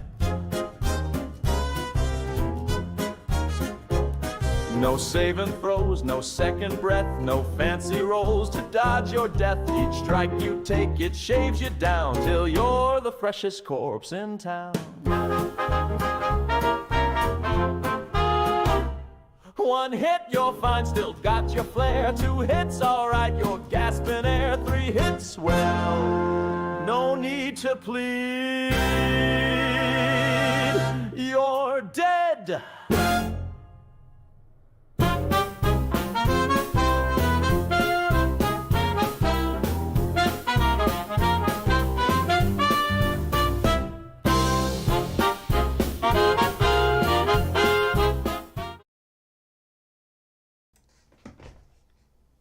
Brad is always just so creative. I should have known. I should have known he would troll me again. I remember reading that you get 3 hits in nuts. Yeah. Oh boy! In the Get Barbaric video, he also had like an extra minute at the end or something just to stall out. And he played a song. Yeah. Yep. Or something. Yeah. Oh boy! No, there, and he's in chat. Got him. Yeah. No, that was very entertaining, just as always, every video I've watched of Scrat's. Yeah. I'm a big fan. Big fan of Scrat's channel. That's really good. What can we say? Well, I've played Nuts. Yeah. I've played Nuts a few times now. Okay. Nice. And Nuts is super rules light. It's very simple, moddable game. And yeah, you only can take 3 hits, but there's a lot of gameplay that surrounds that, where you're not so much tracking hit points. It doesn't feel like so much tracking HP. I don't know. It actually feels pretty good in that system. In one of the sessions I played, somebody did die, I believe, in the end. And he actually added, at the end of the document, there's a Wounds of Elsewhere optional rule. Oh, that's hilarious. Where each time you lose a hit or take a hit, there's some other mechanical consequence that you can add in. Yeah, that's Nuts is cool. So we don't have much to say, except Scrat's hilarious and he's trolling me every day. Yeah. Yeah, not a waste of time at all. That was a pleasure. I tell Scrat I watch his YouTube videos primarily for the musical segues between chapters. They're just that good. He got him. Yep, he got him. Short and sweet. Yep. I mean, I'm just surprised that he didn't try to use 4 minutes and 59 seconds of some sort of musical thing to get me to watch the whole 5. All right, looks like we have a written one next. Yeah. Oh, cool. This is Danderskoff. I recognize it immediately. Who read the last one? Was it Transmission? I don't remember. I think you read the last one. Oh, wait. I don't know. I can just read this one. Either way. Yeah, that's fine. And then we'll reset the count. Okay, so this is Danderskoff. Robots, Death, and Corporate Overlords. All right, philosophy. Oh, whoop, there was...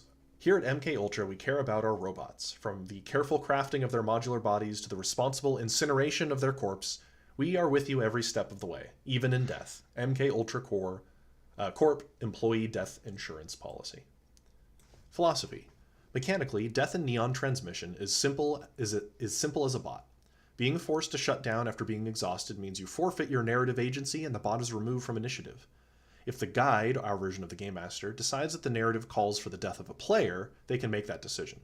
We believe that death shouldn't be the default, standard or fallback plan because of how easy it is to die. Let's take an example of the gang failing a fight with a giant wolf, and the entire gang is forced to shut down. The wolf has every right and ability to make sure you don't wake back up. Why wouldn't it? Because that's where the rabbit hole ends. No stories or glory. You wake up in another shell and believe whatever you want to believe. But if the wolf doesn't kill the bots, you stay in Wonderland and see how far the rabbit hole goes. During the fight, the wolf was injured and doesn't have the energy to scarf down some scrap metal. It brings all the bots back to its lair and rests to recover from the fight. The gang has to think on their feet, and quickly. How do we get out of here in one piece? That's the beauty of turning failures into stories. Growing up, my mom would let me touch a hot stove, fall off my bike, or otherwise let me fail so I would learn something. And I got a few good stories out of it, like lightly electrocuting myself with a fish tank light. But if you're never allowed to fail or put yourself in precarious situations, how are you going to grow and leave a legacy behind? When a campaign ends, the characters don't die, even if they died in the campaign. They live on and leave a legacy, which is these stories we tell other people around the table. Dude, you remember that time we were climbing a tree to get away from that owlbear? You failed that roll so bad we took down the entire tree and almost died. It's a good thing that owlbear was knocked unconscious or we would have been toast. Now we've got the philosophy out of the way. Death does exist in Neon Transmission, and Virum, which is the universe that provides the supporting setting for Neon Transmission. There are 8 elemental fractals. Life, nature, lightning, fire, radiant, umbral, cold, and death. Energy comes into the universe from oblivion through the life fractal. This creates a flow of energy that all life and souls stem from and flows through the entire universe where it meets the death fractal. Once this energy, or a soul, reaches the death fractal, it flows back into oblivion where it takes a very long time to come back into Verum. When a soul is freed from its vessel, it makes a journey through the universe back towards the death fractal. Along this journey, there are creatures trying to eat or steal it and other perils. One such outcome is being trapped in a plant and turning into a very juicy fruit, or retaining some of your sapience. Creatures like the Nyanyan are born this way. Nyanyan, like a Nyan onion. That's funny. Yeah. Mechanics. Now that I have excised the need to talk about the lore, we can get down to the mechanics. Mechanics are at the end because there's not a lot. Neon Transmission doesn't have HP, but instead there's pressure and exhaustion. Pressure is a gauge that starts at 0 and builds toward 18, with breakpoints at either extreme, 0 or 18.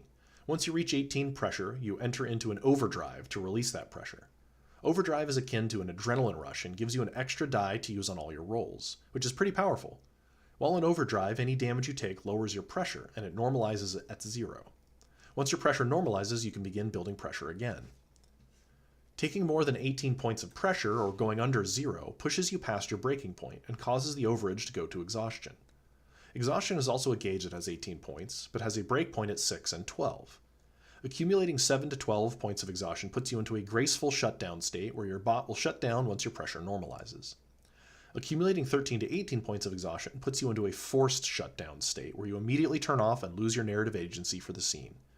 Once you shut down, you can no longer fight back, persevere, or save yourself. You are merely at the whim of fate and may always be lucky. If you want to see a rough work in progress alpha version of Neon Transmission, here's the link. Very cool stuff. So what you gotta read the little statement at the bottom. Yeah. I just want to see if we're not liable for any test, torture, or feelings received by Sarah, our crematorium. Right. I was hoping there would be a quick example of the sheet. I won't fiddle through pages. So I've talked with Danderskoff about this before, about their game. And the character sheet itself has a way to track your pressure and your exhaustion because it's like an engine, right? Like you want it to go up. You're watching it rise to fuel power, but you don't want it to rise too much to be overwhelmed. And so it's like it's a system, like a visual system on your sheet. That's very cool. That's cool. Yeah. I like the, let me come back here. So there's the concept of failing forward that is very common that people talk about, but this specifically, the giant wolf scene that was talking about, where it's boring if the wolf just killed all the players, right? It's exciting if the wolf takes them all back to their den in their wounded states, and the players have to think their way out of this new complicated situation. Anybody that has played a session of my game knows I like to abduct players. One of my favorite things to do is try to abduct them. And those kind of situations, it's more fun, right, than just killing them because the story continues. And I like that ideologically a lot. And that's been also integrated like into it, right? Yeah, I like the philosophy behind it too. Of like, hey, it's about like learning and having like these new experiences because of what happened, right? And the failure, right? I like that. Yeah, it's very cool. And so what I noticed is this explanation in the lore is a way to account for that matter can't be created or destroyed type of thing. Like I've noticed that it's a closed system of energy rebirth, very conscientiously thought through, right? Very scientifically thought through, which is cool. Very detailed. Yeah. And also this little onion cat, the Nye Onion, is adorable. Very cool. Yeah. Yeah, I wish, I don't know if Danderskoff is still in. They were just in chat a moment ago. But yeah, the character sheet is really cool. We'll have to like find an image of it and put it in the TFE Discord or something, because it's like an engine that you're operating. That sounds really cool. Yeah, it's very cool. I love that kind of thing too. Or like the sheet. Yeah, the sheet has like a visual element to it. Yeah, it's very visual. And the game, if I remember correctly, the game actually doesn't use a lot of randomization. Like it's not so much an RNG based game, but a building energy based game. Oh, you still there? Moving away from the character sheet I have now, but I can fetch a picture really quick. Yeah, if you could like DM it to me really fast or post it, I want to show folks, because I think your game I think it sells it a lot to me. Your sheet design, because I think it's very cool. Yeah, hit me up with it when you have it ready. I'm going to get the next video ready, but I'll pop yours on. I think the next one looks to be another blog. All right. Chronicles. So I'll get that ready to stream, and I'll let you read that one, and then yeah, and then I will have to get going. Oh wow, we hit 1 p.m. PST. Okay, so we'll maybe make this one the last one for today. Does that sound fair, Zarek? Because you got to get going, and that will have been 3 hours. Okay, you know what? So this is a PDF.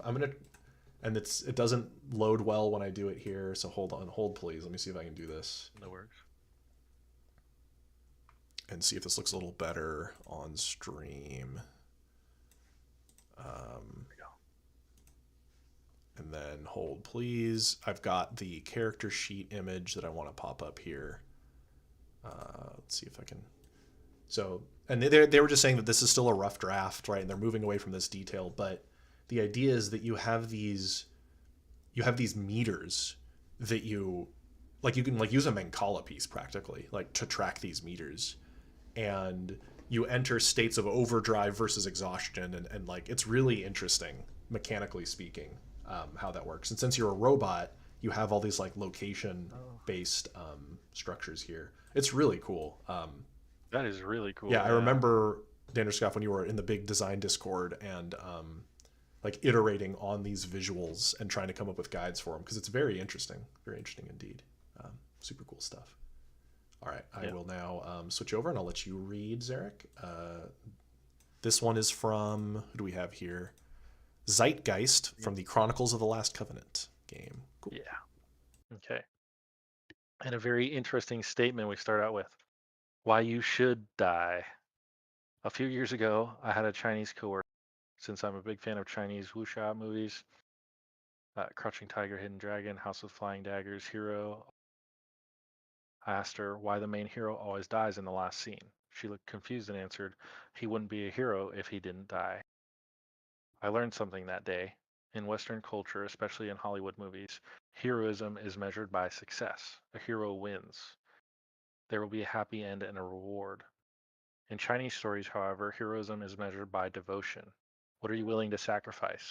And giving your life for a greater cause, your ideals, or the one you love is maybe the biggest showcase of devotion there is, even if you fail to succeed. And by the way, none of the protagonists of those movies reaches his or her goals. Death in Chronicles of the Last Covenant. In Chronicles of the Last Covenant, players are rebels, outcasts, freedom fighters, and martyrs. It is a dark world of imperialism, colonialism, slavery, racism, and capitalistic exploitation. Player characters are members of the Order of the Last Covenant, a bastion of hope in a world of darkness. They save refugees, help the oppressed, and bring justice to tyrants. They are revolutionaries. They all know that they will probably die trying to do the right thing. They know there will be no last words, no resurrection, no parades, and no big funeral. But the characters are willing to pay the price. And the players should be immersed in that feeling and struggle. And it looks like they've got kind of different aspects of health, separated body, mind, soul, got wounds, sickness, poison, stun, intoxication, stress, anger, fear, and exhaustion. And they all look like they go up to 13 plus. In this TTRPG, you can get different types of damage. Note that just wounds, sickness, and damage, while others will make you just lose control for an hour. Panic, breakdown, rage, etc. Every human being can take up to 12 damage of any kind. An average hit with a longsword deals 8 damage. You can reduce incoming damage with with the according resistance. Toughness for wounds. In this case, a very rough warrior has toughness 7, so he rolls 7d6 and reduces damage for each 4 plus by 1. So if you are not very tough or roll very unlucky, you can get killed within 2 blows. Okay, so dice pool system sounds like. However, there is one way to avoid certain death. If you spend 1 Kismet point, I don't know if I'm pronouncing that right, you are allowed to take the damage of one of your friends. You throw yourself in the way of that lethal. I like the idea of maybe you can't save yourself, but you can save others, and the spirit of camaraderie and teamwork this offers. I like that. I wonder if that's why I like that kind of stuff a lot myself. Right, yeah, being able to sacrifice yourself for others, and yeah. Yeah, that's like a thing that even we have in Dominant, like one of the momentous actions is to leap into the way, like be heroic, take the bullet for somebody else, kind of. Yeah, that's very cool. And this whole introductory aspect of the philosophy of it is very interesting, right? Heroism is defined by sacrifice, not by success, is very cool. Right. Well, and I know that there's a lot of folks that like the grittier health tracking. One of the reasons is the idea of heroism in the face of death and the face of danger, right? Is evocative to that category of folks. This is a really interesting tracker here too, right? Like I really vibe with this for that exact reason. What you just said, that kind of like, that's a view for us within Dominant is like things. You're not Superman and invincible, because then are you really a hero if you're not like risking your own life for others and whatnot? Yeah, the heroes in Indominant, kind of similar philosophy. Yeah, they're powerful, but they're not like Superman. They're above the average person, but still very vulnerable. So this tracker is really interesting because I'm assuming the minuses are die, because this is dice pool, so it's like -1 die probably. Right. And you're looking for 4 pluses for successes. So that's interesting because like you could have 7 toughness, and if you're critical, we're down to 4 toughness, which seems like a big penalty.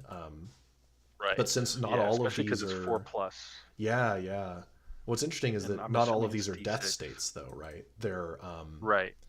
That's interesting. Like you can get knocked out, enter rage, panic, rage, or just collapse and exhaustion. That's interesting.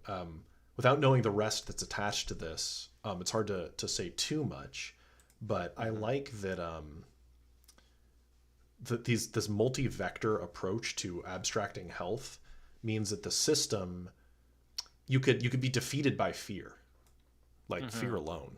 defeat you. Right. Like what is it? For those who have read Dragonlance books, Lord Soth or dragons in that book, they defeat basically because they're so terrifying. Like in the narrative, a dragon's fear of it flying over like breaks armies. Like it's supernatural how fearful and frightening they are, and that's very cool. Yeah. Or you could just poison somebody to death. To like just give them poison. Yeah, this is very cool. That's interesting. I'd be curious what the whole sheet looks like, the whole character sheet. This looks like it's part of it, right? With your stats and then your tracks here, your wound tracks. That's very cool. Yeah. It's interesting. And he's in I the like chat. the integration. Yeah. Yeah, I like the integration into the system too. Like it's death spirally in a sense, but only to applicable roles and. Right. Yeah, because I'm assuming, like your stress anger meter is only going to affect your focus. Or I wonder if it actually that's what it looks like. Yeah. Or I wonder if it's these affect anyone that are in the mind category, affect all mind rolls. And I don't know, Zeitgeist, if you want to clarify. Possibly. That would make sense. Yeah. Yeah, that's neat. Regardless, that's very cool. Oh, do I have some okay, no relevant DMs. Yeah, that is very neat. Well, we've seen a couple games on this stream today inspired by Wu Xia or other Eastern storytelling structures, right? Yeah, it was like three. I think there was 3. Yeah, so it's very cool to see as they tend to prioritize different things in the game, right? Where it's often less about being killed and more about what the defeat might mean, and stuff like that. So it's very interesting. Cool stuff. Yeah, that is a good point. Very interesting takes. We had like Seeking Dao, which was the cultivation. Right. Yep. And then what was it? Yeah, Wuxing. Yeah, Isaac's RPG, which I think had more of the. Well, that was like the adaptation of the wounds system. Yeah. Right. That's very interesting. One, and I bet there's going to be more because that was slightly less than half. So that was 3 hours of streaming, y'all. We got through like 25, 26 of them or something like that. We got through quite 24. A few. But we're going to have to cut it here because Zarek and I are busy boys. I can't stream for 6-7 hours straight here on our Saturday. But we will let everybody know when part 2 is going to happen. We'll try to get that before too long. Hopefully before Gen Con, we can maybe squeeze that in. It's just a big time commitment. So y'all will understand. We were hoping to make it only need one stream by limiting the time, but we got literally twice the number of submissions. So good stuff. Later this weekend, I will come back in and timestamp this YouTube video. Oh, it affects all roles, Zeitgeist said. Oh, it's really punitive. Oh, nice. Okay. Interesting. Wow. Yeah. Very cool. I will timestamp these with links to the blog posts or content if they are posted somewhere online. Some of these things were things like DM'd to me, so those ones wouldn't be able to be provided. But most of these folks are in the TFE Discord server, so if you want to talk to them more about it, they're all in there. Zarek, anything else we need to mention? I think that was it. Yeah, that was it. I mean, your Kickstarter campaign is coming up soon. Yep. And we're still in the pre-order stage. You can still get playtest access through our website with a PDF, and yeah, sounds good. Busy stuff. Yeah, good times. All right, I'll hope you have a good rest of your Saturday, and we will ping on YouTube and in Discord when we schedule the next stream. All right, thanks everybody. Sounds good. Thank you, everybody. And it'll take a moment for it to actually end.